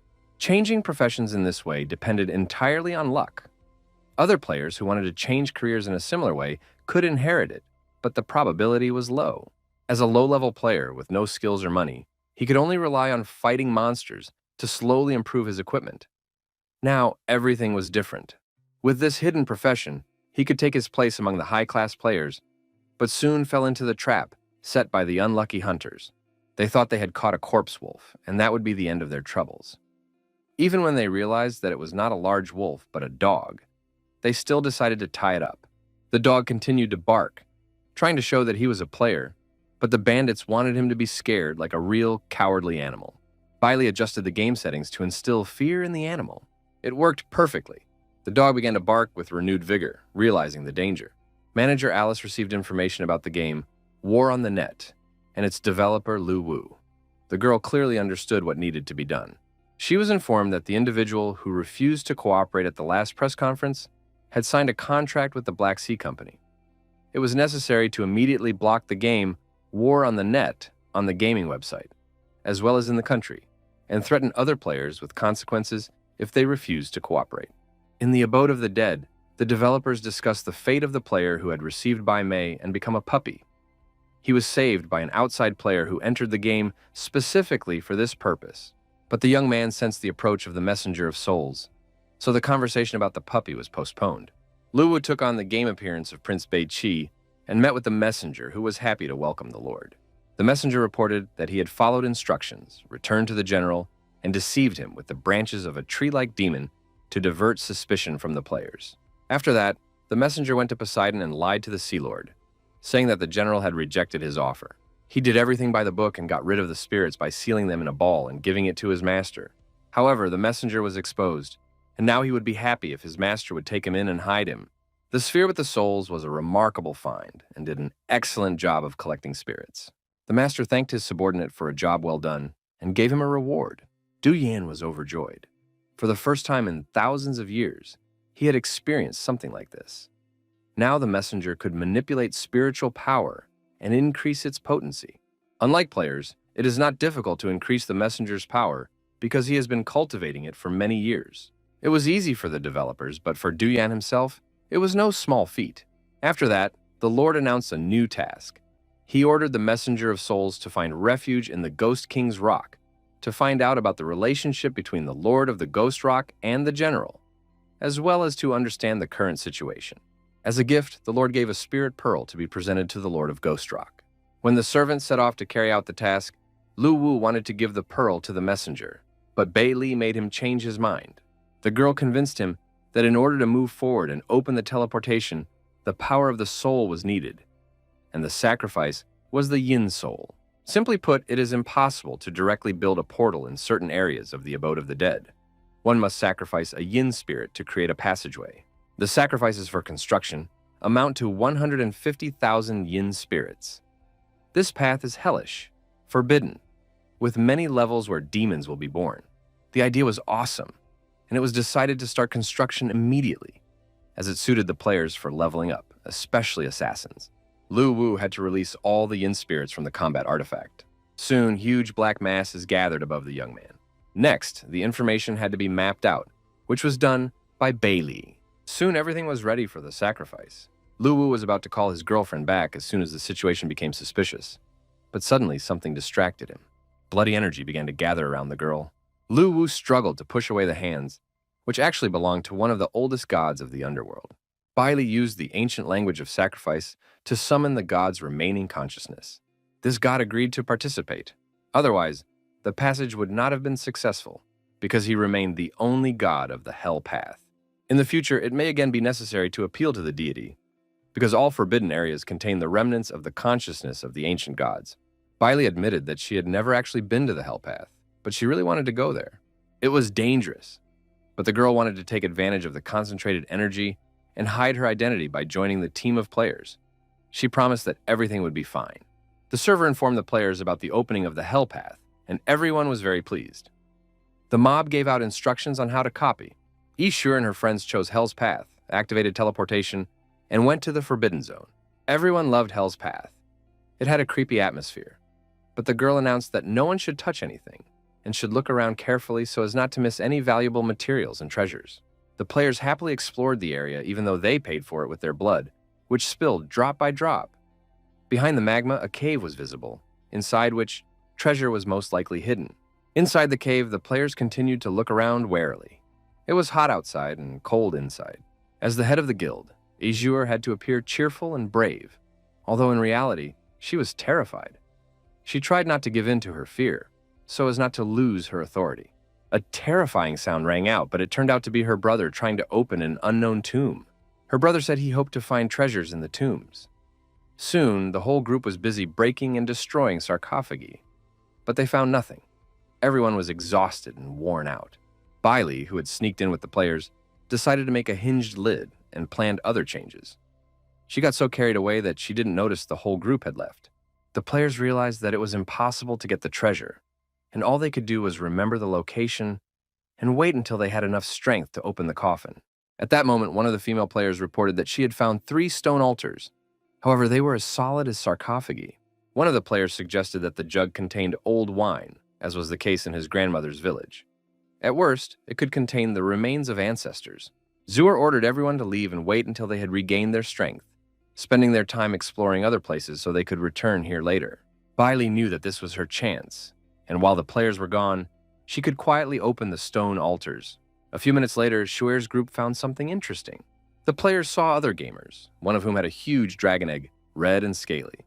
It became clear that they would have to deal with the first boss on this level, who would want to take the egg. The players ran as fast as they could, but the enraged dragon, burning everything with hellish flames, pursued them closely. The Guardian Angels Guild realized that they couldn't defeat the boss at this stage and rushed into the cave to hide. Unfortunately, the unfamiliar players with the dragon egg also rushed into the cave, and the dragon, unable to advance deeper, got stuck in the doorway. Shuer decided to take action. She held a knife to the player's throat and demanded that he give her the dragon egg. The young man said that it was useless, since dragon eggs cannot be taken into personal space. Otherwise, the players would have done so long ago. But Shuer refused to listen. She believed that the guy had gotten them into trouble by running up with the egg, so she stabbed him with a knife and began to examine the egg herself. The fire dragon was still outside, waiting to come out. In any case, death awaited them. But then the egg cracked and a cute, smiling little dragon flew out of it. It became Yeshuer's personal pet. It was very cute and unusual, but the little dragon looked weak, and its cultivation seemed troublesome and time-consuming. The girl's heart was melted by hugs and kisses, and Shuer agreed to raise the foster child to make him a good dragon. At this time, Lu Wu was busy creating a portal in his apartment. Soon, his assistant returned and announced that it was time for the dragon egg to appear. She participated in the game and used the combat artifact. The pets were still in their infant stage and didn't understand anything, so Bailey was able to seal them with the artifact. Almost all of the pets were sealed, which caused some difficulties. The fire dragon was still at the beast spirit level with an average rank. Lu Wu praised his assistant for the game updates and announced that he had set the cost of resurrecting pets at 30 coins, considering it an excellent way to make money. The girl was upset, Initially, they wanted to revive the prince and the entire region with the help of an army of players. But now, conflicts between players were becoming more frequent. They needed to be united to create a single army. Luwu had also thought about this, but the players were different, and it was unrealistic to unite them completely.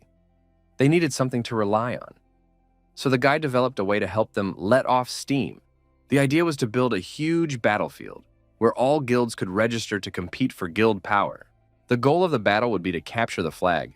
A flag would be placed in the center of each city, and any guild controlling the city could convert the empty flag to their own. It was a kind of large-scale competition for power, which began with a siege in the early stages and ended with the defense of the city. At the end, the best guild would be chosen.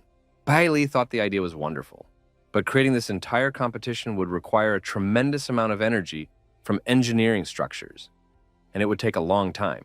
Luwu was happy to tell his partner that they had accumulated 200,000 soul coins, so they could start building the spirit room right away. Soon, the game announced the opening of new professions and research.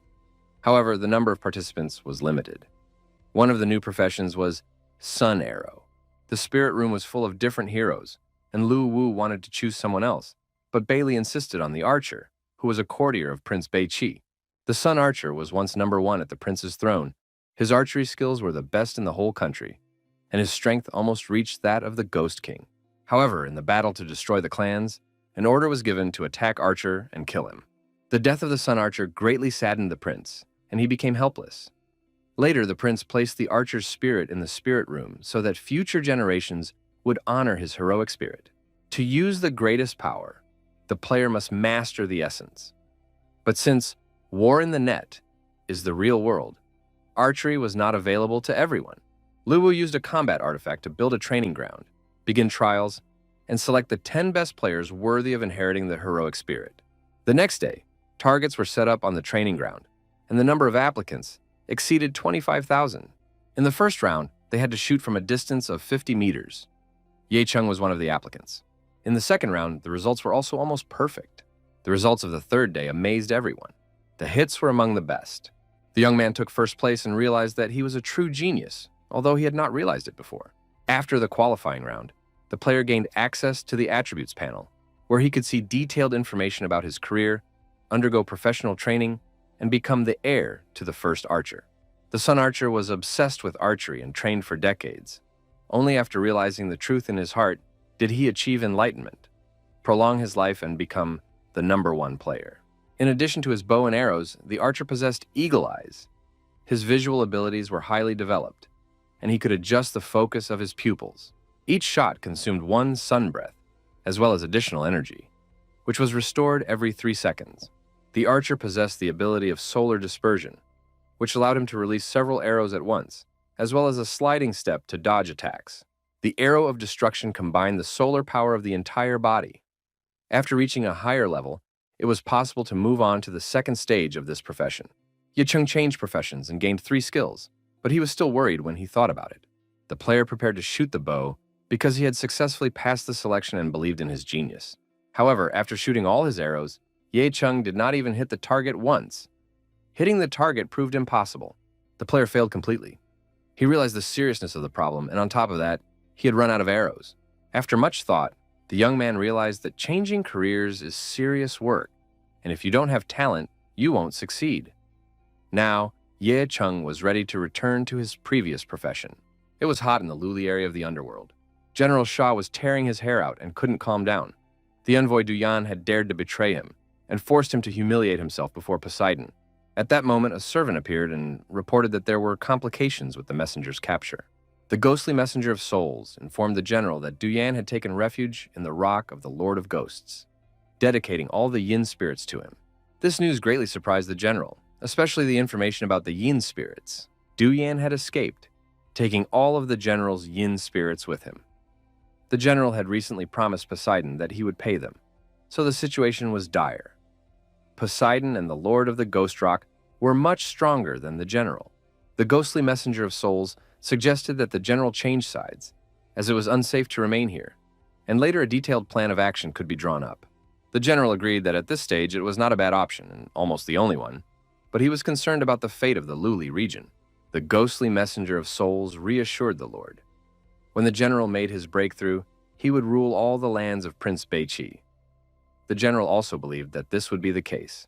All that remained was to wait 10 days. At that time, rain was pouring down on the city, washing away everything in its path. Two men under an umbrella discussed the situation in the game, talking about the guardian angel guilds and the dragon egg. A homeless man overheard their conversation. He rushed after the guys and asked where the fencer they had just been talking about was. The guys didn't want to talk to the dirty ragamuffin, so they said they were talking about the game War on the Net. After that, the stranger retreated. Lu Wu was developing new mobs to make the game more intense and interesting. He came up with a group of chefs, as well as an old man with a goatee who would teach players how to gather herbs for making poisons. The young man thought everything through very carefully, seeing this as the key to fulfilling Lord Beiqi's last wish. He tried to attract as many new players as possible. A phone call informed him that the game War on the Net had taken first place at the end of the month. Wu Gui reminded the young man that it was time to think about the soundtracks. He was ready to help solve all the difficulties associated with this.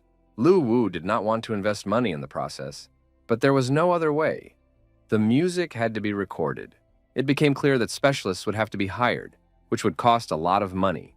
Bei Li suggested setting up a fund on the forum to raise money for songs, as well as developing a costume change feature to attract fashionistas. The young man did not listen to her, as his attention was drawn to a strange duel in the game. A level 0 player challenged a level 26 berserker. It looked ridiculous and suicidal. The 0-level fencer continued to provoke the player, who refused to play with such a weak opponent. Finally, he managed to provoke his opponent, who accepted the challenge. The battle began. What should have ended in 2 seconds turned into a worthy battle. The players were evenly matched, striking blows and dodging hits. A player named Mu couldn't understand how this was possible. This weak fencer had just managed to land a dozen blows on him, while the other guy hadn't touched him once. The player realized that he was still alive, thanks to his high level of skill and equipment. Initially, he had planned to spare his opponent and not use his skills, but now he decided to fight with all his might. The player activated his slanted edge and rushed at the fencer, hoping to kill him with this blow. The guys clashed in battle. At that moment, there was some kind of disturbance in the spirit room where the inheritance was kept. A few seconds later, the fencer received a notification that he had killed a player named Mu Jungge, who had described his opponent as an ordinary and boring fighter. Soon, a congratulatory announcement appeared in the game that a player named Ao Jiang had grasped the heart of the sword and received the secret skill of 10 magic swords. This skill made it possible to compensate for a lack of talent with a sword that could be supplemented from 1 to 10. The developers watched with surprise as the 0-level fencer came to challenge the next lucky player. Bailey knew that this player had inherited a heroic spirit, and she could use the connection between the heroic spirit and the combat artifact to see what was happening. On the border of the Dragon Kingdom, the battle was already coming to an end, and it was clear that one of the opponents was losing. The stranger said that a long time ago in a duel with his father, he accidentally killed him. The player agreed that it was his fault, and now he understood the desire for revenge. However, the player's sword skills were still too poor, and even if he trained for many years, he would still be weak. The player said that he did not need talent for revenge, practiced fencing, and even abandoned his family because of it. Therefore, he would now kill his opponent. The player believed that his sword skills were still unstable, and that if the battle continued, it would be the end of his life. Although the player was blinded by the sword, he had already fallen into madness. However, there was still time to reconsider. In the end, this battle ended with the death of his stubborn opponent. The young man looked into the past and realized that this man had a serious past. But now he was just a 0-level player with no special skills. So it was unclear how he had dealt with the berserker. The only assumption that could explain this was that this man had actually practiced. And since the underground world really existed, it turned out that his skills were sufficient. This information struck the young man, and he wondered why he had never seen cultivators before. Due to the era of decline, cultivators still exist, but they are very rare, and it is possible to live a lifetime without ever encountering them. Now they have appeared because of Prince Beiqi's life energy artifact. Lu Wu was glad that there weren't actually that many cultivators, because he didn't want to become their target. The girl reassured him and said that it was not a bad thing for them that cultivators were becoming players, because those who became players would never be enemies to Lu Wu. The soul of a player is already marked with the sign of a combat artifact, and if they betray him, the young man will be able to return their souls to the artifact to be erased. This was a very important point in the prince's plan. which he followed when creating the artifact to form an army of the undead, because he wanted to make sure that no one would dare betray him. It turned out that if the young man was successful, he could become practically the ruler of the world.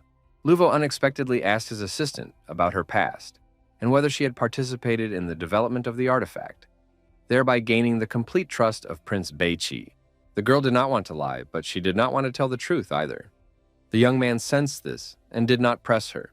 This touched Bailey deeply because no one had ever been so sensitive and gentle with her before. She promised that she would tell the young man the whole truth and that her fate was now completely tied to him, even if the whole world turned against them.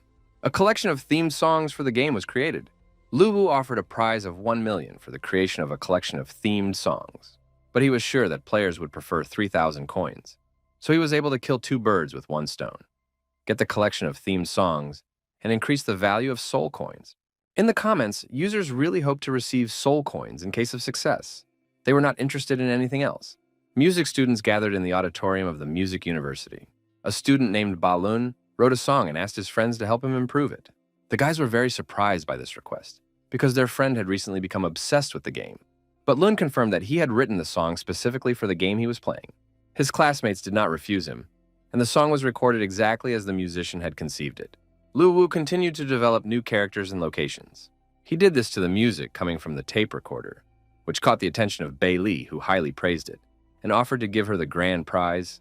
Somewhere far away in the mountains of Katsudo, the player wandered into the mountains because his father, who was now a successful business magnate, had once ended up there completely by accident while testing a flight in a wingsuit. At the top of the mountain, his father met an outstanding man and, thanks to his advice, achieved everything in life. Guyu hoped to also meet this mysterious stranger, who, according to rumors, was already over 120 years old. The man greeted the young man, and it turned out that he was the famous Qi Ming. Of course, it was hard to believe that this man was over 100 years old. Qi Ming said that the sudden appearance of the young man's father many years ago had saved his life. Qi Ming said then that he would help twice, once when he made the man noble and rich, and the second time now to his son. Guyu said that his father considered him untalented, and that he only played games, and that he had come here so that the master could help him discover the truth. The master immediately noted that the young man's character was different from his father's, and that if he inherited the family business, he would surely lose it. The master promised to use the 5 ghosts luck technique to pray for the young man and increase his wealth. Under the protection of the 5 ghosts, the young man's financial luck would flourish. And now, the master decided to fulfill this wish so that there would be no more worries in his heart. Suddenly, huge, powerful energy flows rushed in, and the master summoned all the energy. The young man realized that his father wasn't just telling stories to trick him. He was truly a master who knew how to use supernatural powers. Qi Ming summoned the 5 ghosts of fortune. A huge dragon from the first level of the game appeared before the young man. He was terrified, realizing that he was facing spirits from the game. Could it be that Master Qi Ming was also a player of War in the Net? Qi Ming continued to summon the ghosts of fortune, ignoring Gu Yu. The young man calmed down and now truly understood that he was surrounded by spirits from the game, which he and his team usually killed 10 of every day. Soon, the master announced that the spell was complete. After that, he said that his fate with the Gu family was complete, and that he would do nothing more for them when they next met. The young man was curious to know where the master had hidden the virtual projection equipment. The young man was sure that the master was trying to trick him by summoning spirits from the game, because the young Gu was having a great time playing it. Qi Ming sincerely did not understand what he was talking about, but the young man insisted that the master was pretending, and was himself an ordinary player of War in the Net. Qi Ming was shocked. In fact, he was the descendant of Devil's Luck, and the young man was just a mortal. The young man continued to talk incessantly about the game in the forum. He said that he went by the nickname Lone Invincible and collected spirit coins every day. The master asked again, "What kind of game is this?" The young man's patience was running out. He was tired of repeating the same thing over and over. Guyu announced that their relationship was over, and that he needed to return to report to his father, while the master should continue to pretend. Left alone, Qi Ming thought about how he had hoped to go into seclusion for meditation after fulfilling the Gu family's second request. But now his state of mind had become unstable. At that moment, the head of the Gu family was playing, when his secretary brought him the phone and said that his grandfather was calling. The call was from Qi Ming, who immediately began asking about the game War in the Network. The man replied to his grandfather that he had checked the name. It was a normal virtual game, but it felt very realistic. something incredible happened. The grandfather, who had left the secular world, contacted the man himself, soon appeared at his place, and asked him to prepare a copy of the game. A long time ago, the man's grandfather left this world, and everyone thought he had died. But then he reappeared when his father was already old, and his grandfather was still young, which shocked everyone. Only then did everyone realize that the grandfather had indeed become a hermit, and it was with his help that the man was able to build a large business. He had lived in seclusion all these years, and now he was ready to return for the sake of some game. Nonsense. A few days passed, and Bailey's attention was drawn to a cultivator who had recently registered in the game. Lu Wu was worried. People who could travel between the underground world and the real world should not meet with players, otherwise the truth would be revealed. But the girl believed that only immortal beings could travel between the real world and the underworld. In real life, this is practically impossible. Immortal souls are long gone and will never return. They ascended to heaven, and with the depletion of spiritual power in the human world, it is impossible for a strong person to exist. The abode of the dead, the underworld, looked very real. Simon was amazed by what he saw. The game was created in the image of the real underworld. He studied the pavilion for improvement, where there were the skills of magicians, ghost mountains, and a dark strongman from an illustrated reference book. Before putting on the VR helmet, Qiming could not understand what kind of power was capable of creating this entire world. Master Qiming decided to try the game himself and immerse himself in it completely. He instructed his son to check on the owner behind War in the Net. Qiming wanted to know the truth about him. 3 days later, his grandson reported that the owner of the game was an ordinary person with no special past. There was almost no information about the development team, and such strict secrecy seemed strange. They found out everything they could. His grandson sent people to follow the developers, but his grandfather said there was no need. He announced to his grandson that he was ending the investigation because he did not understand what kind of secrets he was investigating. Qiming saw the warrior of darkness, whom he was able to summon, albeit not completely, and bring things from the underworld into the real world. Qiming said that he had learned how to use the summoning of dark warriors in the game, and now he could release them into the real world. Ordinary people cannot use their skills from the game in real life, but a cultivator with a powerful soul can. It turned out that the skills in the game were real, and the owner of the game was just a cover. Behind him was a terrible cultivator. The power of the person behind it had reached the level of the underworld. He was able to travel between the underground and the real world, and could be considered immortal. Under no circumstances should such a powerful force be insulted. The man is glad that his grandfather was able to see through the whole thing. After that, his grandfather demanded to open an account to buy soul coins, and the image of the hermit master in his grandson's heart collapsed. Ziming found himself on Ghost Mountain, and could now say that he had gained a deep understanding of one important truth. Only by investing money can you level up in the game. You need to learn skills and buy equipment, spending money everywhere. And if you don't have any, how can you explore the game? Qiming turned to Dark Strongman on the forum. He had read that he knew how to blow things up. But then a stranger pushed the master aside, declaring that Dark Strongman was his prey. The man drew his sword and asked the mage in front of him if he wanted to die. Qiming immediately realized that the stranger was skilled with a sword and had probably received a certain inheritance in this world. The player had read on the forum that he would have to fight monsters, but this was the first time Qiming had found himself in such a situation. The rivals summoned the Warriors of Darkness and 10 magic balls, respectively. A battle began between them. They clashed again and again, neither giving way to the other. The Dark Warriors were quite strange, different from those controlled by other players. The mages and swordsmen immediately sensed this. Each of these Dark Warriors had their own tactics. They could predict attacks and dodge them as if they had their own consciousness. Simon noticed that his opponent was using the AO family's ball-handling tactics. It turned out that they were both cultivators. The swordsman demanded that the Dark Strongman be given to him, but Qiming insisted that he had come first, and since they were both cultivators, there would be no winner or loser between them. However, at that moment, something unreal happened. As a result, the master's movements were completely blocked. He was distracted by the ball possession tactic and did not notice how the flying sword behind his back disappeared. That was the end of the grandfather's life. Resonant vibrations occurred in the spirit room. It seemed that another heir to the heroic soul had awakened. Most likely, this was due to the new cultivator, Qiming. The awakened heir to the heroic soul remained unknown to everyone. In real life, preparations were underway for Valentine's Day. Lu Wu wanted to buy gifts for his girlfriend, but she was only thinking about food.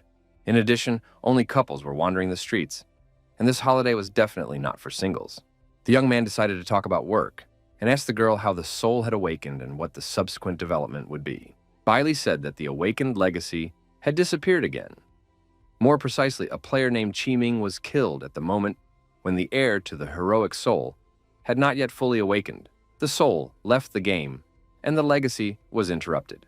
Indeed, it could be said that this was bad luck. The player died just before he could obtain the heroic soul. But the girl was not upset, because sooner or later, he would be able to awaken the legacy again by reappearing in the game after resurrection. Luwu thought for a moment and asked a question. If a player encounters a very powerful spirit in the underworld, can the combat artifact protect them so that their souls are not taken away? It turned out that the supreme law of the underground world of reincarnation is closely connected with a magical artifact. The girl couldn't say anything more specific yet, but she assured him that even the strongest spirit obeyed this law, and no one could go against the supreme law of reincarnation. Realizing that he couldn't get anything more out of the girl, Luwu suggested they go shopping. But suddenly, Bailey announced that they needed to return home urgently. Something very serious had happened. Luwu didn't understand what had happened, but he was sure that nothing good had happened. On the outskirts of the Liuli district, in one of the most deserted corners, there were very few players. It was all because of the holiday. All the lovers had gone to celebrate. The players argued that they weren't weaklings who ran around with girls, but that they devoted their entire lives to important things. As they were talking, they heard a strange sound. The guys froze and saw a huge army of ghost soldiers near the border. There was no end in sight to these troops. The players realized that they would have to rest because they were outnumbered. Now, they could die and be kicked out of the game for 3 hours. Life is pain. General Sha Na asked his subordinates what living creatures they had encountered along the way, because he had never seen anything like them before. The ghostly messenger of souls informed his master that he had brought several living creatures, and that they could be questioned personally. The soul messenger warned that the creatures were very weak, most likely travelers, and General Sha Na asked them who they were and where they came from. The players stated that they were descendants of Prince Bei Qi, and did not understand why they were being treated this way, since everyone in the game was on equal terms. The ghostly messenger of souls told them not to dare to be insolent to Lord Sha Na. After that, the messenger struck them and they demanded to shut up that dog lover Sha Na and keep his dog on a leash. The general was shocked by such insolence. If he did not trust the messenger, he would have thought that he had deliberately brought such creatures to upset him. But now, the general simply gave the order to kill the stranger. It was very quiet in the abode of the dead. Few players had logged in today, and the general's army had suddenly appeared. It seemed that the abode of the dead was in great danger. Lu Wu reassured the girl, saying that he was already prepared for the invasion of Sha Na's army and that there was no need to worry. The general ordered the ghostly messenger of souls to kill anyone he encountered in the abode of the dead, because now it was his territory, and there was no refuge for strangers here. Soon they heard that unexpected guests had appeared in the abode of the dead, and there were even more of them than the general's army. The ghostly messenger said that they might not return to the Luli region, and that these travelers, although superior in number, were in fact very weak. This battle could be won. The temporary commander-in-chief defending the abode of the dead was Wu Gui, who called on his supporters to kill the scoundrel General Sha Na. Lu Wu had previously posted on the forum about the general's invasion, but he did not think that so many people would join during the holiday and that the commander-in-chief would be Wu's own brother. The players, led by Wu, prepared for the attack. The general's army was also ready. Soon, the ghost warriors realized that the players were indeed weak and called for them all to be killed, leaving not a single one alive. The players understood that there were too many ghost warriors and that they would have a hard time, but they continued to fight. The general understood that the strangers were indeed weak, but seeing their comrades die, he noticed that for some reason they did not lose their fighting spirit, but on the contrary became more insane and evil. It seemed that they were not afraid of death, and since they were not afraid, the most terrifying monster came out to meet them to satisfy their madness.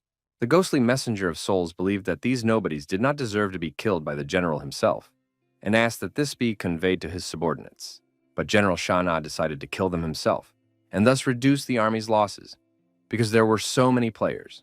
Although they were weak, the ghost soldiers could suffer. The general rushed into the attack, and soon the players' camp was almost completely destroyed. Of course, in a head-on collision with the current strength of the players, it was impossible to defeat the general's army. In addition, Sha Na himself entered the battlefield. It seemed that everything related to the abode of the dead would be lost. However, it turned out that Lu Wu had a plan, and if everything went as he intended, reinforcements would arrive soon. After that, requests poured in from powerful players, asking for permission to join the battle, and the young man allowed anyone who wanted to join. These were non-player characters who were originally created for entertainment, but in the end, they felt an incomparable hatred for the general and wanted to prove their loyalty to Prince Beiqi. The general had already tasted victory and, destroying ordinary players, called them brats and weaklings. At that moment, the Demon Lu stepped forward and addressed the players, saying that he would cover for them. The other NPCs followed suit, ready to stand up for their players. The players were stunned to see such support and decided to unite against the general. The general was unable to immediately identify the new participants in the battle and thought they were the same players he had killed before. It was very difficult for the NPCs. They were holding back the general's attack with their last ounce of strength. Bailey understood that although Lu Wu had added NPCs, their mental powers were limited, and it was difficult for them to resist the general. But the young man remained calm and confident that the outcome of the battle was not yet decided. Many of his assistants had not died in vain. They had bought time for the players. The real battle was just beginning, and the game was no longer just a game. The characters had become real friends. At that time, most of the strong players were celebrating Valentine's Day and learned of the death of their friends quite by accident. No entertainment could cheer them up anymore. The players felt it was their duty to urgently return to the game and join the battle to avenge their comrades. Gamers on the battlefield broadcast live, showing everyone their strength of spirit and determination. The guilds of guardian angels and great dragons rushed to the aid of their comrades. The players' troops returned, and new characters appeared before the general, stronger and more advanced than ordinary players. The general sincerely did not understand where these players came from, because the abode of the dead had never been covered by a solid army due to a lack of resources, which was why the general had moved here. As a result, he faced so many strangers that he could not kill them all. They were all like madmen and completely fearless of death.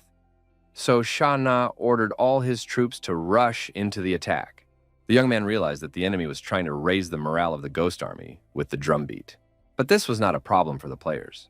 Now the main song of the game was playing, and the attack began to this musical track, united by a single idea, the desire to win, wonderful beats, and the lyrics of the song.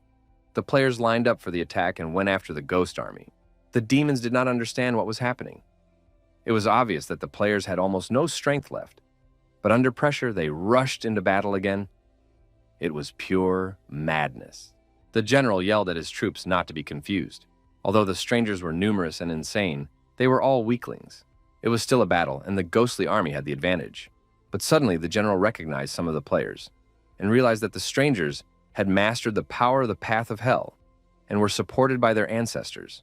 At that moment, one of the players said that he had spent a lot of money to buy soul coins, collect the necessary materials, and become the first rune knight in the game. And now the moment had come when he could demonstrate his power. General Sha Na immediately sensed the threat from the rune knight. The ordinary warriors realized that they were no match for him and ran away. The general was shocked. With each passing minute, more and more new players appeared, and he began to think that Prince Beiqi himself might soon appear on the battlefield. Qiming enjoyed what was happening. He did not think that at the twilight of his life, he would see such a magnificent battle. The puppy did not stand aside either. He joined the mythical guild and was supposed to heal his comrades in arms. The puppy immediately healed all the wounded, and under the leadership of Wu Gui, the players launched another attack. 4 hours of terrible battle passed, and it became clear that the general's army could not hold out. The ghostly messenger of souls warned the Lord that there were too many strangers, and the ghostly warriors began to lose confidence. After that, General Sha Na ordered his troops to retreat, and the sight of the fleeing demons genuinely surprised and shocked the players. It was approaching 8 o'clock, and the battle was already reaching the shores of the underworld sea. There was nowhere left to retreat. The players had no intention of giving up and continued to chase the monsters. The general sincerely did not understand how such a brutal people could exist. The monster expected that by killing some of the players, the rest would be terrified. He did not expect that, on the contrary. They would become even more enraged. It soon became clear that the players had caught up with the general, and he realized that he would not have provoked these madmen if he had only known their nature. The ghostly messenger of souls began to get nervous and demanded that her master come up with a plan quickly.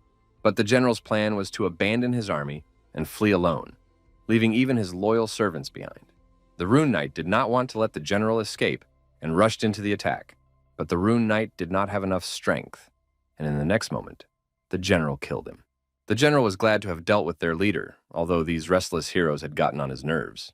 Seeing this, the players decided to avenge the Rune Knight and intensified their attack on the general. They used their most powerful techniques against the villain. The monster continued to scream desperately that he would not die so easily. And indeed, there was a huge, powerful explosion that shook the entire underground world. When the smoke and fire cleared, the wounded general crawled on his belly, feeling his strength ebbing away. He needed to jump into the sea and escape urgently. It was his last chance. General Shana flew up, realizing that the players had won today. But he would definitely gather his strength and kill them all. The players knew that things were bad and that the villain was escaping. The gamers thought there was no way to stop the villain, when suddenly a fiery arrow whistled over their heads. It was the moment of glory for the archer, who had been repeatedly laughed at. It seemed that the young man had hit the target, and now his destiny was clear. General Shah Na was his fate. Soon, the game gave a notification. Boss Shah Na had been killed. All players received a lot of experience points and status upgrades. But what they liked most was the fact that they had jointly defeated such a powerful opponent. Even the developers couldn't believe what was happening. Now they felt it was necessary to reward the players according to their merits. The battle that Beiqi's army fought against the general and destroyed him was already recorded in the history books. Years passed, and once again the army defeated the Ghost Warriors and General Shah Na. Some time passed, and Lu Wu stood alone on the shore while the other players celebrated their victory. They gathered in the abode of the dead, took out their treats, and celebrated. The players themselves built a grave for the NPCs who died in battle. The young man decided not to revive the non-player characters, leaving them in the player's memory as heroes who gave their lives. In any case, the NPCs' deaths were not in vain. They opened the way for the players to conquer more distant and vast lands. Now that the players had reached the shores of the Ghost Sea, it became clear that special goods needed to be created for them. A ghost battleship was created for alliances and guilds, as well as a ghost ship for personal use. These ships could be cultivated and took the form of monsters, which added speed. Or they could take the form of a tyrant and have increased hull strength. In addition, new sea treasures were developed, such as the mysterious fruit, gifted by the sea. By swallowing it, one could receive the blessing of the sea. There was also a green-blue tree, one of the best spiritual items for developing a ghost ship, and the spirit fish of the sea. Swallowing it would grant bonuses inherent to the fish class. A wonderful underwater palace and various sea relics were also created. Of course, there were also sea disasters that had to be avoided while sailing. We also added weapon crafters, skill instructors, experienced sailors, and other NPCs. All these updates were enthusiastically received by players and received a lot of positive feedback. The next stage in the game's development was the filming of commercials. A disaster-level ghost battleship was already sailing in the seas of the underworld. The photographer managed to capture it against the backdrop of screaming mermaids and a huge number of fish. Under the protection of the sea, this ship engaged in battle with a giant octopus and withstood the blow. Lu Wu transformed and changed his costume, studying the surroundings with a telescope. One of the fish was completely consumed by energy and shimmered with blue light, thus manifesting the wrath of Moira. The filming of the commercial came to an end, and the young man realized that thanks to the destruction of the general's army, they had enough soul coins to design the ghost battleship. In addition to selling ships and battleships, Bailey organized the sale of fishing items in the game store. She considered this useful for boosting the enthusiasm of fishing experts, as the spirit fish in the sea were a real treasure. The sea route for players had already been figured out, but the Devil of the Rocks in the Northern Territory was still a problem. It was necessary to map out a route through these territories. Bailey watched the live broadcast from the shore, where one of the players was teaching the others how to build a ship without money. This was not a good thing. If the players learned how to build ships themselves, the company would go bankrupt. Therefore, Lu Wu decided to take a look at everything himself. And so it was. Live on air, one of the players built a boat and planned to set sail in it. At first glance, it seemed that this contraption would fall apart at any moment. However, 2 players went out to sea, and so far everything was calm. But Lu Wu knew that there were many dangers in the sea on all sides, and the fruit could easily capsize. If that happened, the other players would realize how important it was to buy a ghost ship. The fishing was in full swing, and one player felt that he had caught something very large. After 5 hours of fishing, he was still struggling with the fish and couldn't pull it out. And just as Lu Wu was about to return to the real world, he heard the player shout, "The fish was caught!" It turned out to be a spirit fish called Hawthorn. After accepting it, he could increase its special properties. and it was also worth a lot of money if sold. The player pulled the fish out with satisfaction, without feeling irritated or tired. But then the fisherman felt that the sea had become completely calm, as if it had fallen silent. In the next moment, the huge lord of the Sea of Illusions, named Tao Wu, swallowed the fisherman along with the raft. It was unreal, even for the developers. They did not understand where the Lord of the Sea of Illusions had suddenly appeared from. Bailey was sure that it was really a coincidence, because Tao Wu lives tens of thousands of meters underwater, all year round. But by chance, he suddenly rose to the surface and devoured the fishing players. The player was lucky.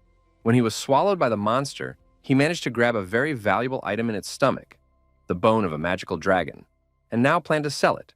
The latest news was being discussed in the northern mountainous regions. It turned out that the Luli region had been occupied by a new force, and General Sha Na had been killed, as reported by Commander-in-Chief Taishu. The Lord of Ghost Rock did not expect that the general would die, not at the hands of Poseidon, but from some external force. The commander wondered whether to declare war on the abode of the dead, since the origin of these strangers was unknown. The Lord of the Rock decided not to provoke the newcomers with war for the time being, so that others would not take advantage of the situation. However, the commander-in-chief was concerned that the strangers might attack first. But the Lord of the Rock did not believe this was likely. Who would dare to fight his army of tree demons on his territory? His army was truly powerful and terrifying. It was well camouflaged and left its opponents no chance. The commander-in-chief, trembling with fear before his superiors, agreed that no one in the northern territories would dare to oppose him. The Lord of the Rock interrupted his subordinate's flattery and asked, "How are things going with the Forest Spirits clan?" His patience had run out. The commander-in-chief reported that the forest spirits were stubborn and refused to obey, so it had been decided to attack and destroy them. A few days passed, and sales of the new ships, a battleship and a small vessel, broke all records. The naval power of the Beiqi army was gradually taking shape. Lu Wu decided that it was time to announce the mission to go to sea to the players, and the game sent out a notification about a special New Year's event with prizes. A fishing tournament was announced. To register, players had to find a pilot who was waiting for everyone on the shore. For each fish caught, players received a certain number of points, and whoever caught a fish of the spirit of the ocean, Space's level, immediately received the title of champion. On the second day, a New Year's treasure hunt was planned in the abode of the dead, in the Liuli area. Obtaining a New Year's star guaranteed a blue title and increased the character's speed. On the third day, significant discounts on items in the store were promised. The first two events were really difficult, but the third day with discounts brought everyone positive emotions. The players came up with the idea of replenishing their accounts, but Lu Wu did not want to introduce this feature, suggesting instead that they simply kill monsters and spend soul coins. Bailey noticed that something was happening in the underground world. Many clans began to head for the abode of the dead. Representatives of various clans gathered at the entrance to the Ghost Mountains. They tried to figure out what was going on. The Forest Spirit clan looked like ordinary people, but had the abilities to grow, heal, and protect. The players did not understand why this clan had come to the abode of the dead, since this was the territory of Beiqi's army. This surprised the representatives of the forest spirits. They knew that the prince's army had long been defeated and no longer existed, but one player was indignant and said that Prince Beiqi had 1,000,000 descendants and demanded that the strangers introduce themselves and explain why they had come. Outwardly, they still looked like humans, but they were alive. The stranger replied that they belonged to the Forest Spirit clan, which had been approved by Prince Beiqi himself as a clan of healers. After the prince's death, the Forest Spirit clan was locked up in the northern mountains, and the Lord of the Ghost Rock tried to use them. A few days ago, he decided to destroy the entire tribe. The players did not know whether to trust this representative of the Spirit clan or whether he had been sent by the Lord of the Rock. Opinions were divided. Lu Wu knew that the spirit was telling the truth, but something still seemed suspicious. Bailey was pensive, her mind racing with thoughts. She was confused that the Forest Spirit clan still existed, while all the other forces loyal to Prince Beiqi had long been destroyed by other villains. If so, were the spirits traitors? Lu Wu reassured the girl. The messenger who secretly worked for the Lord of the Rock had already reported on the situation. The Spirit clan had survived because the Lord of the Rock wanted to use them to increase the combat effectiveness of his army. He forcibly took the spirits away and held them captive, thus protecting them from other villains. This was because the Forest Spirit clan was weak in combat but possessed healing powers, which appealed to the Lord of the Rock. They resisted to the last, and now the players did not want to believe them and were going to check their signs. One of the gamers said he didn't trust the spirit and suggested going to the butler of the abode of the dead to find out the truth. The forest spirit was surprised. How could there be a butler of the abode of the dead? He had served Prince Beichi for so many years and had never seen a butler. When everyone arrived at the abode of the dead and the main temple, there was no end to the tears of joy and happiness. The butler could not hold back his tears, for he did not believe that the forest spirits could have survived after the prince's death and the villain's seizure of the land. The spirit clan, of course, did not know this butler. He had been created by Lu Wu recently, but he recognized the spirits thanks to the information provided by Lu Wu. The players were satisfied, having received confirmation that they were not facing enemies. The players were happy that they had killed the general and avenged their comrades, and now they were going to deal with the Sea King and the Lord of the Ghost Rock in the Northern Territories. It was decided to revive Prince Beichi's army and rule over the entire underground world. The spirits' plan covered the basics. These people had destroyed the general, and now were going to defeat the Sea King and the Lord of Ghost Rock. The players got along well with the Forest Spirit Clan, so Lu Wu asked the manager to take them with him to make a vow before the military artifact. After the artifact received the oath of allegiance from the Spirit Clan, Lu Wu slightly altered their memories and made them a new type of NPC. Soon, the Forest Spirit Clan will be able to integrate into the player community as military doctors who help players stay combat ready for longer.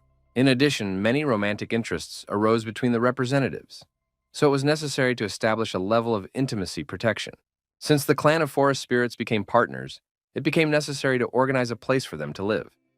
It was decided to settle them on the border between the abode of the dead and the Luli region. The forest spirit healer was very upset when she was unable to heal a mortally wounded player, but he was not worried because he knew he would return in a few hours as good as new. Another player dreamed of dying as soon as possible and asked his colleague to help him so that he could return to the game with full strength. In general, the Forest Spirit Clan has not yet figured out when to heal players and when to kill them. A few days later, the players and the Forest Spirits went into another battle. They killed monsters together and did pretty well overall. But sometimes the monsters killed players, and they wanted the Forest Spirits to heal them faster. The Forest Spirits already understood. There was no need to worry too much. In 3 hours, the player would be resurrected as good as new, and with such a wound, he could not be saved. They decided not to heal the next player either. His arm looked bad, his leg too. Better not to waste time and die first, as a sign of respect, so that they could then help the other wounded. The fairy went to treat others with lighter wounds, although the player thought he could still be saved. It seemed that the initially kind nature of the Forest Spirit Clan was gradually becoming insensitive after communicating with the players. Unfortunately, all living creatures change under the influence of society and their environment. But Lu Wu's attention was drawn to a completely unknown sound. A huge clock appeared in the sky. It came out of nowhere, even though there had never been anything like it there before. It was New Year's Eve in the sea of the underworld. The clock struck the countdown, signaling the arrival of the new year. This was followed by festive fireworks, and the official start of the fishing competition was announced. The players really liked the clock in the sky, and combined with the fireworks, the atmosphere was truly New Year's Eve-like, just like in the real world. One of the first fishermen to catch a fish and earn a bonus was a dog who caught an island tooth, a sea spirit level fish. One of the unlucky players mentally cursed absolutely everyone while waiting for a bite, but soon he got lucky. The rod vibrated in his hands, and he pulled out not just a fish, but a special sea spirit level fish. The player was absolutely happy, but did not want to sell the fish, considering it unclean blood. Soon, however, he roasted it. Even though the fish looked strange, it smelled delicious. There was a strange player who preferred to eat a rare fish instead of selling it. But every player makes their own choices. Bailey, who loved to eat, understood him like no one else. The next day of the competition also went well. It was fun and productive. Treasure was scattered throughout the area, which could be searched for, collected, and then sold or exchanged. Not only ordinary players were engaged in this, but even famous and distinguished cultivators. Soldiers were useless. They only knew how to attack or defend and could not collect treasures. The players did not hesitate to push each other around in order to get as many New Year's coupons as possible. The forest spirits still did not understand people. While fishing was understandable, the crazy running around the mountains and plains baffled them. The little representatives of the Forest Spirits Clan went with the people to run and collect colorful coupons. After that, they counted the coupons and handed out prizes to the winners. The New Year's messenger was in charge of counting and selling the necessary items for the earned coupons. The summoned demons helped collect many New Year's coupons, and the player received a hidden profession. This profession was called Ghost Beast. It could summon spirits and cause destruction, and outwardly resembled a flying horse with horns. With its help, it was possible to summon various forms of ghosts for one's needs, and as the level increased, the number of summons increased. The third ability was to mobilize the powers of the Ghost Beast in the body and deliver a devastating blow. The third day of the event arrived, and all items in the store were discounted for the new year. The event had only just begun, but the goods were almost sold out, and the players' enthusiasm for the discounts was enormous. Lu Wu had spent the first 2 days creating them, and was now going to focus on making money. Taking advantage of the situation, Bailey offered players a collection of new fashionable uniforms. While the bidding was going on, Bailey noticed that a player had appeared on the Cliff of Despair. The developers immediately went to check it out and saw a couple, a Pezel and a player named Gu Yu. Posel smelled alcohol and told his partner about it. Soon they approached a strange wooden house.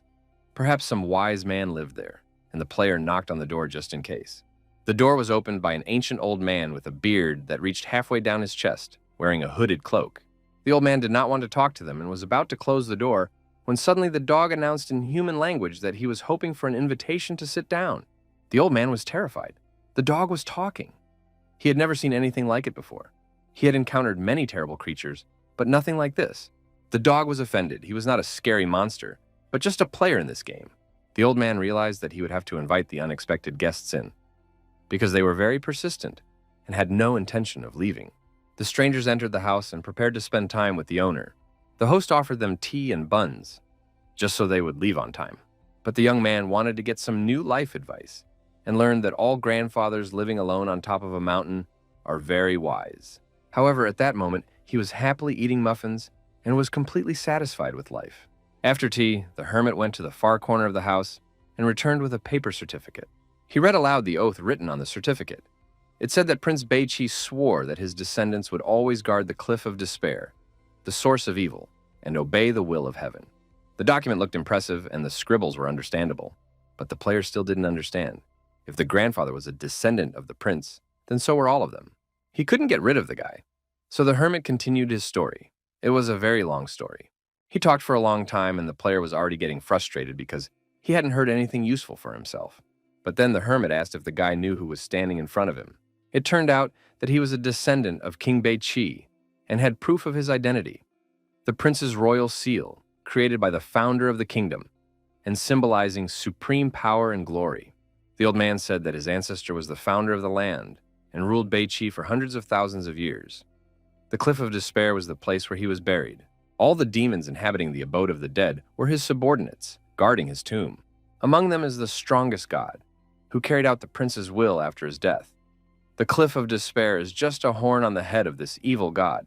This information made the player's brains boil. The hermit did not know the exact reason why the evil god was sealed on the cliff, but even 10 ancestors combined would not be able to defeat him. Although he was sealed, the villain's mind was unstable, and evil thoughts often broke through. The ancestor had only fought a fraction of those thoughts. After hearing all this, the player still declared that he planned to continue climbing to the top of the mountain. Whoever climbs to the top will be struck by evil thoughts. Their body will be taken away, and they themselves will become a new vessel. The demons from the scroll were sent by the ancestors to prevent anyone from climbing the mountain. The hermit continued to warn the players for a long time. Do not climb, otherwise, if God takes possession of their bodies, it will be a trifle.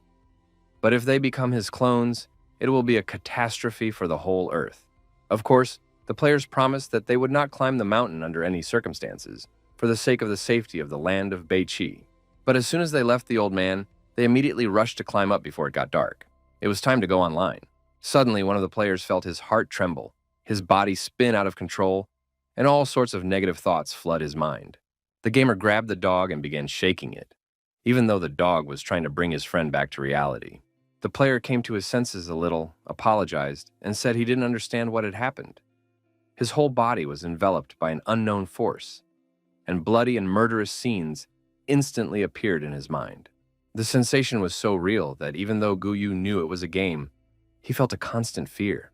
The dog assumed that everything the old man had said was true, and he also felt that someone was watching them. He suggested turning back, but the player said that the worst thing that could happen to them was to die a couple of times. But this was a game, so they had to go on and climb the mountain. At the top of the cliff of despair, it was very lonely and gloomy. The player decided not to hold back his emotions and immediately marked the territory. He considered it more of an instinctive reaction, although he was a little ashamed. The dog didn't understand how the pole lit up. Perhaps he was just lucky and caused a resonance with his presence. Suddenly, a blow to the muzzle knocked the dog off its feet, sending it flying quite a distance, as if the pillar had told it that it didn't like it.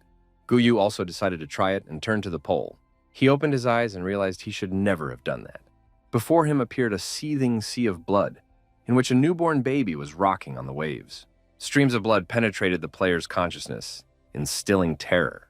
It was the bloody lady who occupied all of the player's thoughts. Soon, the blood receded, and a newborn baby wrapped in swaddling clothes appeared. At birth, he was filled with an ominous power and would most likely bring misfortune to the entire giant clan. The father did not want to abandon the child, but the nymph forbade it and predicted disaster for the entire clan. The god's evil thoughts were strange, so the young man decided to use the artifact of war to enter the player's mind and understand what was happening. Bailey finally admitted that there was no need to enter the player's mind. She already knew what had happened. The birth of the bloody child foreshadowed disaster, but the king of the giants did not want to kill him. The child grew up, but was incompatible with the rest of the family. The other giant children were already tall, but he was small and suffered from bullying among the tribe. But he was not sad and lived well every day because he had loving parents who cared for him. The day came when zombies attacked the entire giant city and war was about to break out. The drought demon gave the order to kill all the giants and capture the source of blood. The giants went into battle, and the bloody baby wanted to go too, but his father would not allow it, as he was the last representative of the clan and was to become the ruler of the entire clan. The drought demon demanded that the king of the giants give up the blood source so that the death of the people would be less painful. But the king of the giants declared that no one would force him to surrender. He would fight. A huge boulder fell on the king of the giants' head and he was destroyed. The drought demon demanded that the source of blood be given to him. The giants tried to resist, but the demon was so huge that even they seemed like babies compared to him. The drought demon destroyed everyone in its path. The bloody child wept with grief. He did not understand why he was born so short and could not follow his father into battle. The child did not understand why everyone went to defend him at the cost of their lives, because he had always been unloved. But his mother protected him with a dome and said that he was one of them, part of the tribe. And even if they had once looked down on him, it was not out of malice. The tribe of giants never yields to coercion from outsiders. The child suddenly realized that it was his fault that he had brought disaster upon the entire race of giants, and that he was too weak to fight. But then the demon of drought turned to the child and said he was surprised that the source of blood had feelings. The demon informed the child that being weak was his original sin, and now he would become a bloody snack that would help the demon move forward. The child did not want to accept such a fate, and did not want to live in a world where he would be the only survivor.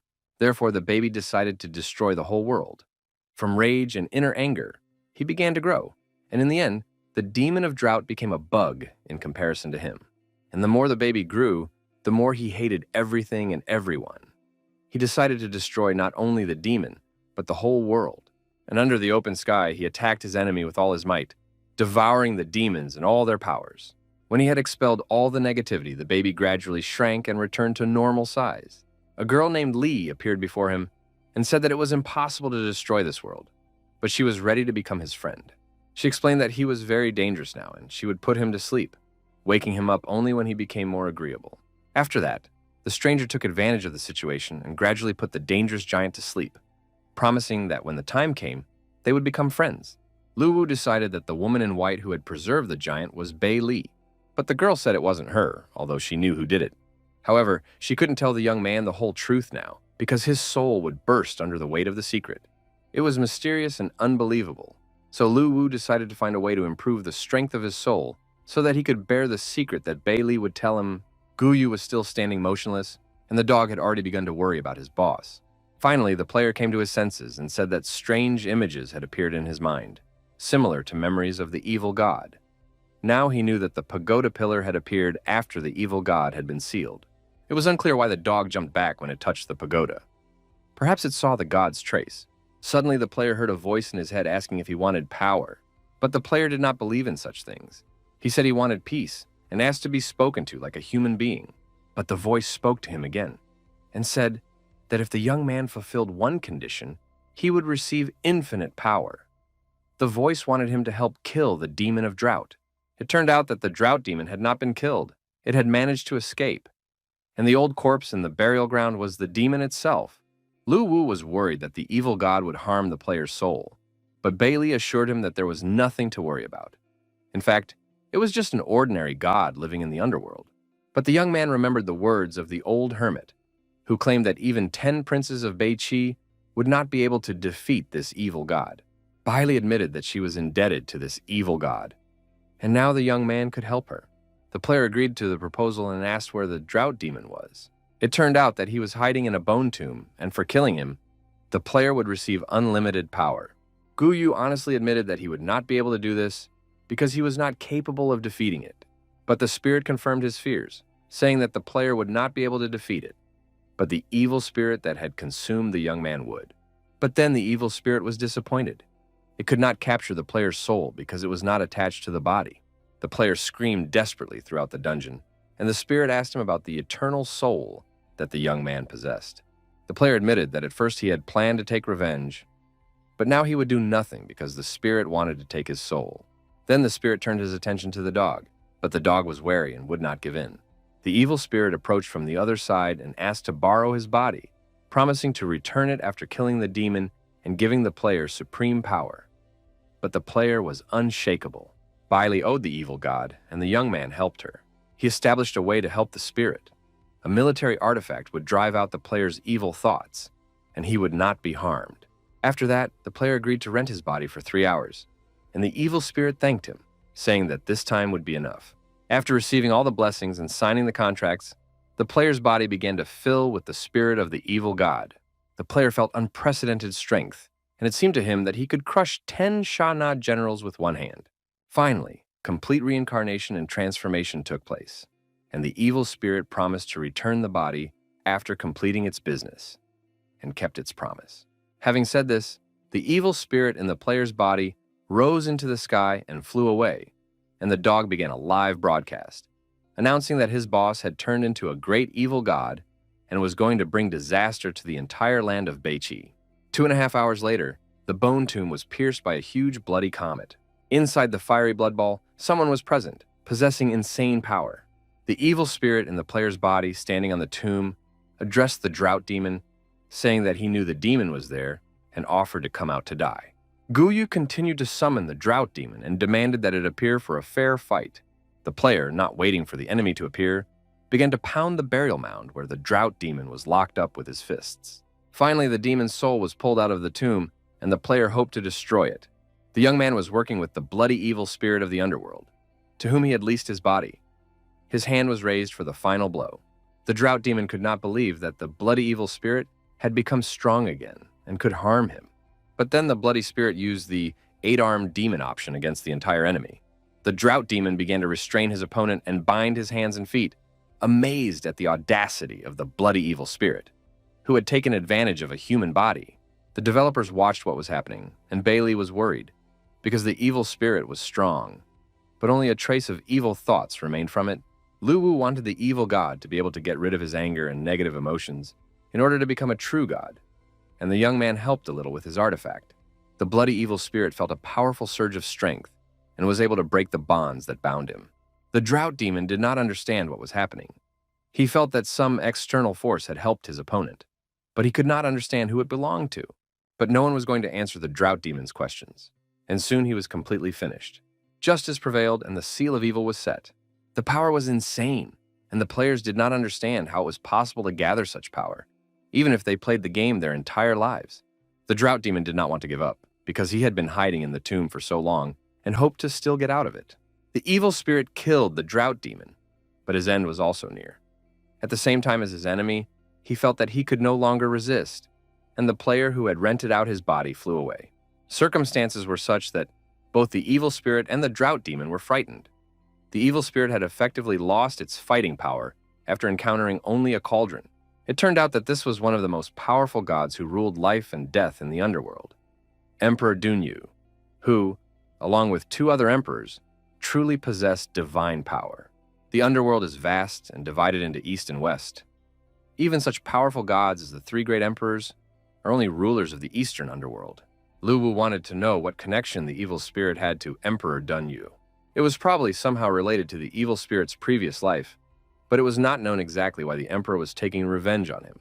In the end, circumstances unfolded in such a way that both opponents were neutralized by Emperor Dunyu. The evil spirit could not win because he had signed a 3-hour contract and the time was almost up. Guyu received notification of the end of his reincarnation and felt the blood evil spirit leaving his body. The spirit resisted with all its might. It did not want to accept reality. It had suffered for hundreds of thousands of years, and today it finally had hope of killing the drought demon.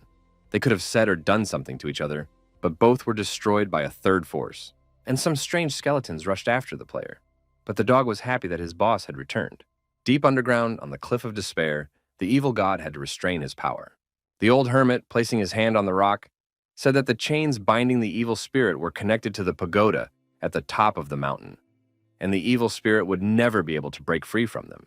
The spirit could not calm down, for he had finally waited for his chance and had almost accomplished his revenge. It was unknown how many thousands of years he would have to wait for the next time. The evil spirit begged the old man to free him, promising him infinite power in return. But the old man did not believe his words and said that he was the only one willing to simply talk to the spirit. Then the bloody evil spirit asked the old man to bring the young man here, the player whose body he had recently used. The spirit swore that he would no longer take over a human body, but he had to fulfill his promise. The old man began to transform, and the bloody evil spirit realized that the hermit would help him. He was glad to find himself in a situation where such a monster was asking for help. Guyu was trying to escape from the skeleton dogs when he felt a magical force surround him and pull him into a whirlpool. The spirit of drought could not understand where the mortal had disappeared to, for his faithful servants had pursued the player until he vanished. The young man and the dog found themselves at the top of the Cliff of Despair in front of the door of an abandoned house. Could it be that the evil spirit had brought them back here and saved them from persecution? An old hermit opened the door and asked what they were doing there and why they had come back. The player did not answer. He ordered the dog to sit and wait and set off in an unknown direction. Guyu said that he had dropped something on the way and would go find it. He would not climb the mountain, but would leave the dog with the hermit, which was exactly what was needed, since he had helped the evil spirit. At the top of the Cliff of Despair, near a huge skeleton, the bloody evil spirit appeared. The player told him that he had come for what he had promised, because he had fulfilled his part of the agreement, although he was worried that the evil spirit would simply kill him. But soon the player felt his body fill with energy, and a notification came that he had become an apostle of the evil spirit and received the power of blood. These abilities allowed the player to recover quickly from injuries, expend less energy, and summon hellfire that burned a large area around him. The young man could also manipulate blood and absorb it, quickly restoring his energy and health. After activating his gaze, all targets looking at the player would be consumed by negative emotions and find themselves in a state of chaos and weakness.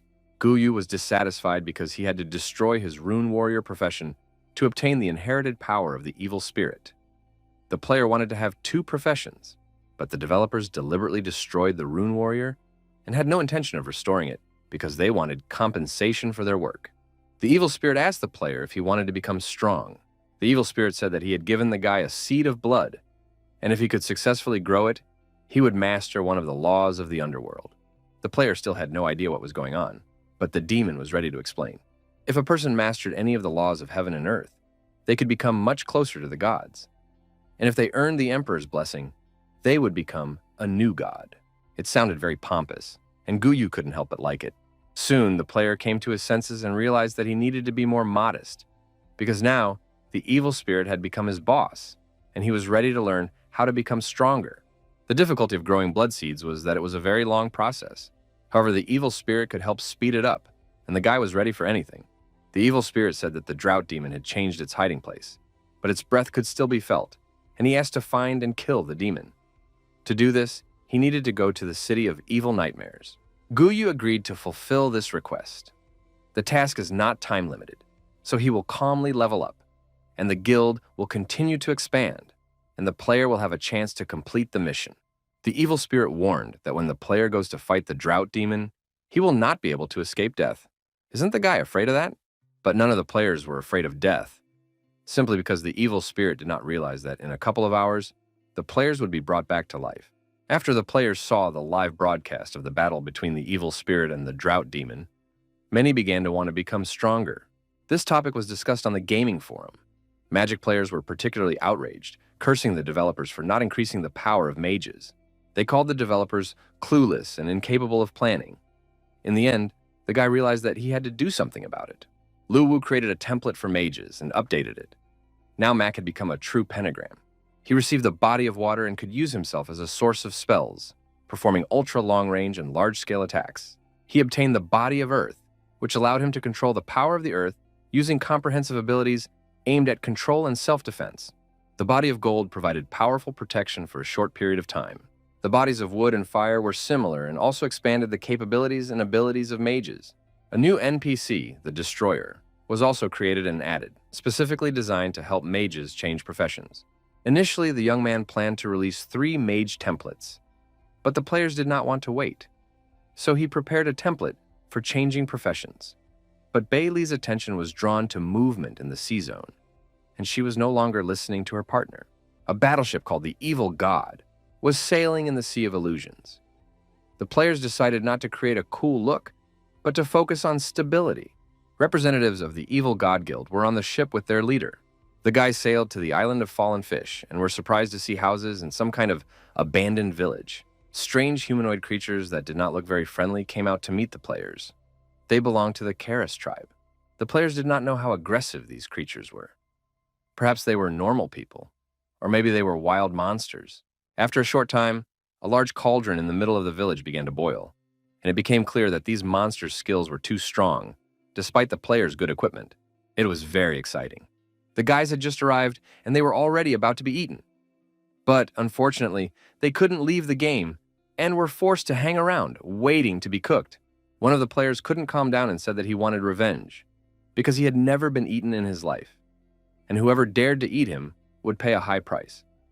At that moment, one of the monsters approached the guy. The savage opened the bag, took something out of it, and stuffed it into the talkative player's mouth. It turned out to be spices. Not only did the savages want to eat them, but they also wanted to stuff them. The players realized that they could not resist and were ready to eat all the spices so that they could be killed quickly and start the game over. Watching what was happening, Lu Wu did not like the fact that the development of the marine zone began with stuffing the players with spices and eating them. At this time, the capital of the Dragon Kingdom was also in turmoil.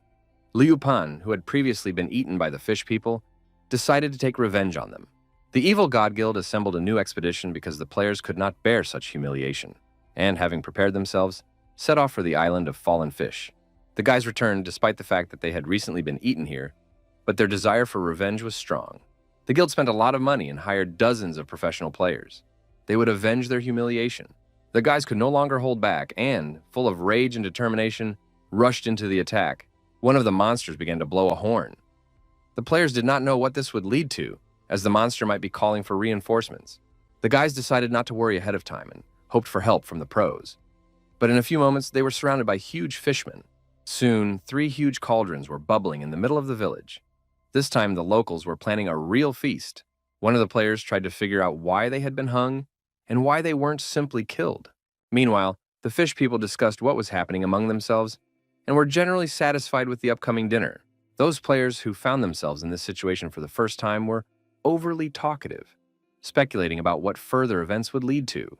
The fish people looked at them with interest, and they had bags of spices in their hands. Soon, the most talkative players were stuffed for their chattiness. Some players even liked the spices, but it was disgusting that they were not angry and did not want revenge.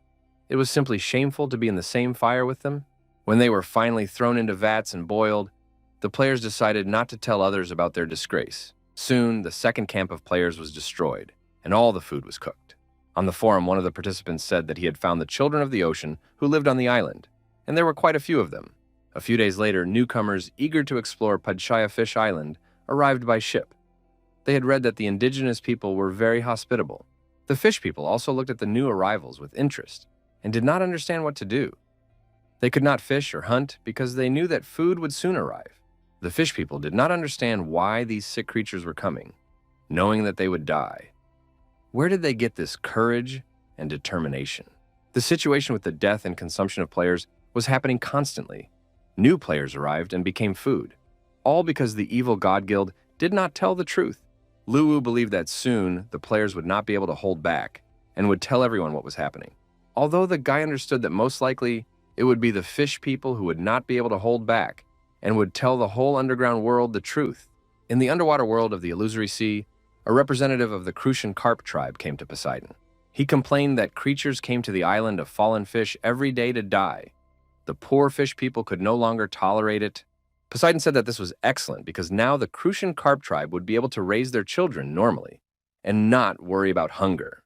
But the problem was that after the people were boiled, they turned into mist and disappeared, and the poor fish people had nothing to eat.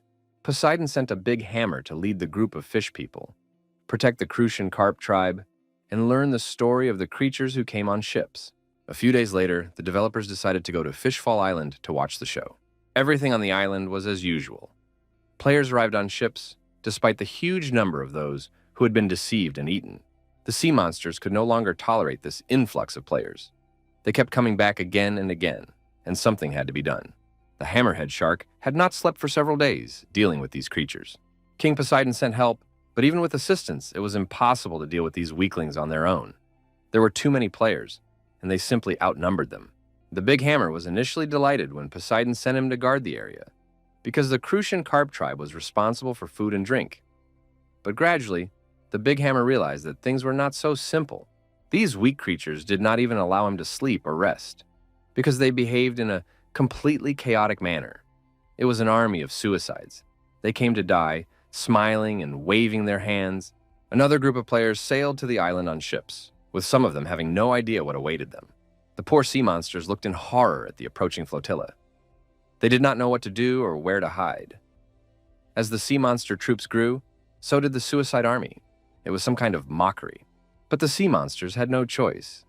And after complaining to each other about their unfortunate fate, they set out to destroy these suicidal creatures. The hammer sailed up to one of the ships and easily smashed it. He could no longer tolerate their return and wanted to bury all creatures in the sea. The players were optimistic and were going to fight the sea monsters and explore the island. To protect their ship, they used the ghost ship function and sailed safely onward. After that, the players managed to defeat the hammerhead shark, and they all received a promotion. After that, the guy was sent to destroy the Sea King's troops. The developers not only opened up the sea zone, but also made it so that players can now earn extra income by repairing damaged ships. Luwu and Bailey were pleased with their little tricks, which allowed them to increase their capital, and, as if by accident, posted a new message on the forum. In the Iron Hammer Hall, the soul bead of the Great Hammer went out, and it was dead. The commander of the Sea King's army, Iron Hammer, had lost his son and was very angry. The old turtle offered his condolences, but this only made Iron Hammer even angrier, for he had lost his only son. The turtle begged Iron Hammer not to take his son on the campaign and to let him live. Returning home from work at night, the turtle immediately met with his son. He said he had good news and bad news. The good news was that the turtle's son had been given the title of Commander-in-Chief. The bad news was that the turtle's son would now go to the island of Fallen Fish, to the Crucian carp tribe. There was something new on Fishfall Island, because the fish people were tied up and being prepared to be cooked. The players couldn't find the spices and demanded that the monster reveal where they were hidden. The players from the ghost ship seized supplies from the island, which was excellent news because they had provisions and could explore other islands. But soon, new events were about to unfold. The players' wave of revenge for being humiliatingly cooked for dinner attracted the army of the Sea King. The size of the sea monsters was staggering even to the program developers. Perhaps it was time to worry about the players' fleet. Suddenly, a storm broke out at sea, and huge waves, taller than the ship, rose from the sea. The players realized that a battle was inevitable and prepared for combat. At that moment, huge sea monsters appeared from the waves, and Iron Hammer ordered his subordinates to destroy the creatures and avenge his son. The players sensed a great battle between the armies, but did not think it would happen so soon. Monsters were coming from all sides. At first, everything went very well for the army of sea monsters, because their opponents were poor swimmers and crashed together with their ships. Players who fell into the water after their ships were destroyed became easy targets for the Sea King's army. It was suggested to attack the elite monster to ease the situation for their comrades. Commander Ironhammer saw the ship that crashed into his son and destroyed it. Therefore, Ironhammer decided to take revenge with his own hands. The monster rushed into the attack because he was not going to stop until he destroyed this ghost ship. He fought for his life, striking the ghost ship, but it did not break. The players on the ship were slightly shocked by what was happening. They understood that the commander-in-chief of the sea monster army was trying to destroy them. Ironhammer continued to pound the ship, entering into a kind of frenzy, and soon a small crack appeared. The dragon ship's shield was broken, and the players decided to jump into the water to stop Ironhammer, just to prevent him from destroying the ship. A battle began between the player and Ironhammer, who was strong and also had spiked armor. The guild leader used the Rune of Power and still could not defeat the monster. It became clear that it was not necessary to have techniques against a powerful opponent. They did not work. Ironhammer crushed his opponent left and right and was finally able to deliver the decisive blows. Other players were also unable to oppose the sea monsters when they found themselves face to face with them. The players realized that they needed to retreat, and some of the ships managed to turn around and flee. After the battle and using the Rune of Power, Ironhammer began to recover, but he still felt dizzy. Bailey was upset that the players had fled and lost. She wanted them to continue playing and considered it necessary to introduce rewards for exploring the sea territory. Then she saw some of the players setting up a long fishing line to catch a huge fish, and Bailey guessed that Poseidon was the main target from the beginning. Lu Wu was happy because their army was conquering not only the land but also the sea. Sure enough, after a few days, the players realized the gap between the strength of the players at sea and the army of the Sea King. They began to strengthen their ships, but most players did not have the money for reinforcements, so they went to the northern region to cut down tree demons. A phone call interrupted the conversation, and the young man answered. It was a caller named Manman who suggested going out and having fun. The beautiful girl said that she rarely came to the city and had just gotten off the plane. Lu Wu agreed to meet her and spend time together, which seemed very suspicious to Bailey. She made a jealous scene and demanded to know who Manman was. Lu Wu said that he was a childhood friend. They lived next door to each other and their families were friends. Manman later moved to another city, and now she had simply suggested meeting up. The young man did not want to take Bailey with him, even though she promised to protect him. The girl made a banal scene of jealousy, and now had no intention of letting Lu Wu go. The guy barely managed to escape from the house. On top of that, Bailey overheard Manman calling him Daddy Dog. It was an old story from childhood. It happened back in kindergarten, when the teacher wanted to keep the boys and girls from getting too close. She forbade them from kissing because it could lead to pregnancy. But the little boy remembered that he had kissed a dog, which soon gave birth to puppies. And the child suffered psychological trauma because he became a doggy daddy. The young man arrived at the meeting place where he was supposed to meet Manman. She was happy to greet him. He also noted how she had grown up and become even more beautiful, although her personality remained unpleasant. A work call interrupted their conversation. Manman confirmed that she wanted to collaborate on broadcasting the gaming event. The girl was talking to her uncle, Wu Goi, who had been friends with her father for a long time and was now going to discuss business directly. Manman was surprised that the gaming company was not thinking about profit. Perhaps they were very rich, or it was some kind of powerful corporation, and cooperation did not fit in with their development philosophy. Wu Goi also couldn't understand what the developers were thinking. But if Manman wanted to obtain the rights to broadcast live, she would have to offer a huge sum of money. Her uncle promised to help her contact the game's producers, but he wasn't sure if the meeting would take place. That was the end of the business conversation. The girl apologized to her friend for being distracted by an important call, but now she was ready to spend time with him. She suggested they go for a walk together because she hadn't been in the city for a long time. Besides, she was hungry, and they still had the whole evening ahead of them. Late at night, Lu Wu returned to the apartment, where he was met by an angry Bailey. She, of course, knew that in the spring, some animals change their habits depending on the mating season. Their argument was interrupted by a call from the president of the Wu platform, who invited the young man to a meeting at his office the next day on a very important matter. The young man tried to get out of the meeting, saying he was busy, but the president insisted, saying they needed to discuss the live broadcast of gaming tournaments. The young man remembered that the platform did not broadcast tournaments live. Wu Goi confirmed that it was a cool corporation that had approached him with the aim of establishing ties with the developers of the game, War in the Network. The young man was very pleased because he knew that the corporation that wanted to meet with him was really strong in its field. Lu Wu confirmed that he would attend the meeting and made a reservation at a restaurant in advance. The next day, a big feast was to take place, and little Bailey was looking forward to eating her fill. But it all started with an unexpected meeting when all the participants got to know each other. Manman was the representative of the corporation, and Papa Dog was responsible for the game War on the Net. Bailey was ready to kill her comrade when she heard that he had a child. A real mess ensued because the young man introduced Bailey as his friend. But the president of the platform, Wu Goi, remembered that she was his sister. Everyone present simply incinerated the young man with their glances. And while Manman thought about how noble Lu Wu was for adopting the girl, Bailey was about to tear the hair out of this insolent girl. Finally, the passions subsided, and it was time to talk business. Lu Wu trusted his childhood friend and immediately agreed to cooperate and promote the game. He did not want to make any special conditions, except that the corporation would cover the costs of organizing and holding events. Wu Goi didn't understand what was going on, but he realized that he just needed to quietly make money and prepare, because he had heard insider information. He wasn't as interested in this as he used to be. In the illusory sea area was the island of buzzing insects. Players had already tried to get there 3 times, but so far without success. They wanted to steal the child of the sea, but the wolf guards changed every few hours, and the chances of a favorable outcome were very low. The players took advantage of a 2-minute break in the guarding of the mysterious fruit, which gave the blessing of the sea god, and endowed the player with a random talent.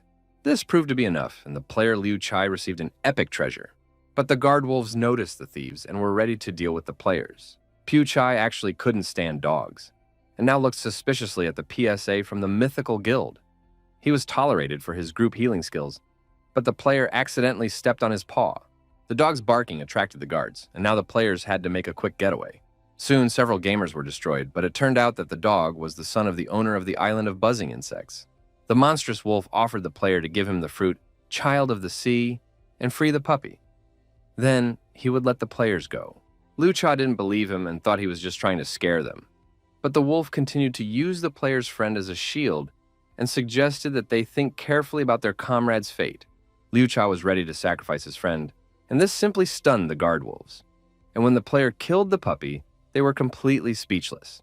It was crazy. The player didn't care about his fellow creature, but now the guard wolves would definitely have problems with their boss. The boss had ordered them to kill all creatures and make them suffer without missing a single one. Overall, it was a confusing situation with these crazy strangers who were very reckless when their lives were at stake. 3 hours later, a notification arrived. The player Piu Chai had received an oceanic spiritual body. This happened after he sat with the fruit. The player received the blessing of the sea and could now increase his passive abilities while in the water. In addition, all his skills were restored to their maximum within a few seconds. This dramatic increase in options amazed the other players. After all, they only had 1 or 2 abilities, whereas here we were talking about the ocean spirit completely restoring the player. Soon, one of the players brought the boss a new item found on the island. It turned out to be rice shoots, a unique spiritual material that grew and could be used for alchemy or crafting. This unique item was the most valuable thing the players could find at this level. It seemed that sea monsters were very skilled in the spiritual realm.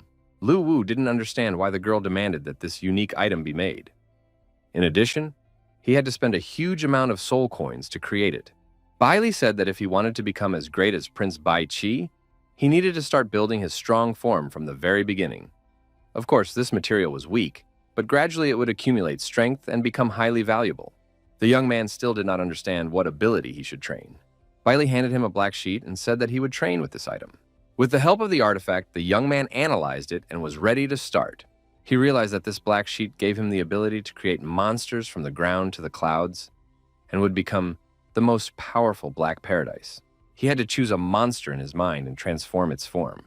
The young man considered various options and settled on a monster in the form of a dog's head. As the black sheet burned, this demon named Swanee would begin to disappear, absorbing and gathering all the energy for the young man. But soon something unprecedented happened. What Lu Wu saw in the mirror was very cute and childlike. He became a monster in the form of a kitten. This was his basic form. It was feeding time, and he ate the seeds of life that would help him transform into human form soon. Lu Wu chewed the seeds of life thoughtfully and realized that the girl had tricked him and that he would have to listen to her in order to transform into human form. The cat was very sad because his life had become completely hopeless, and this cat life was just beginning.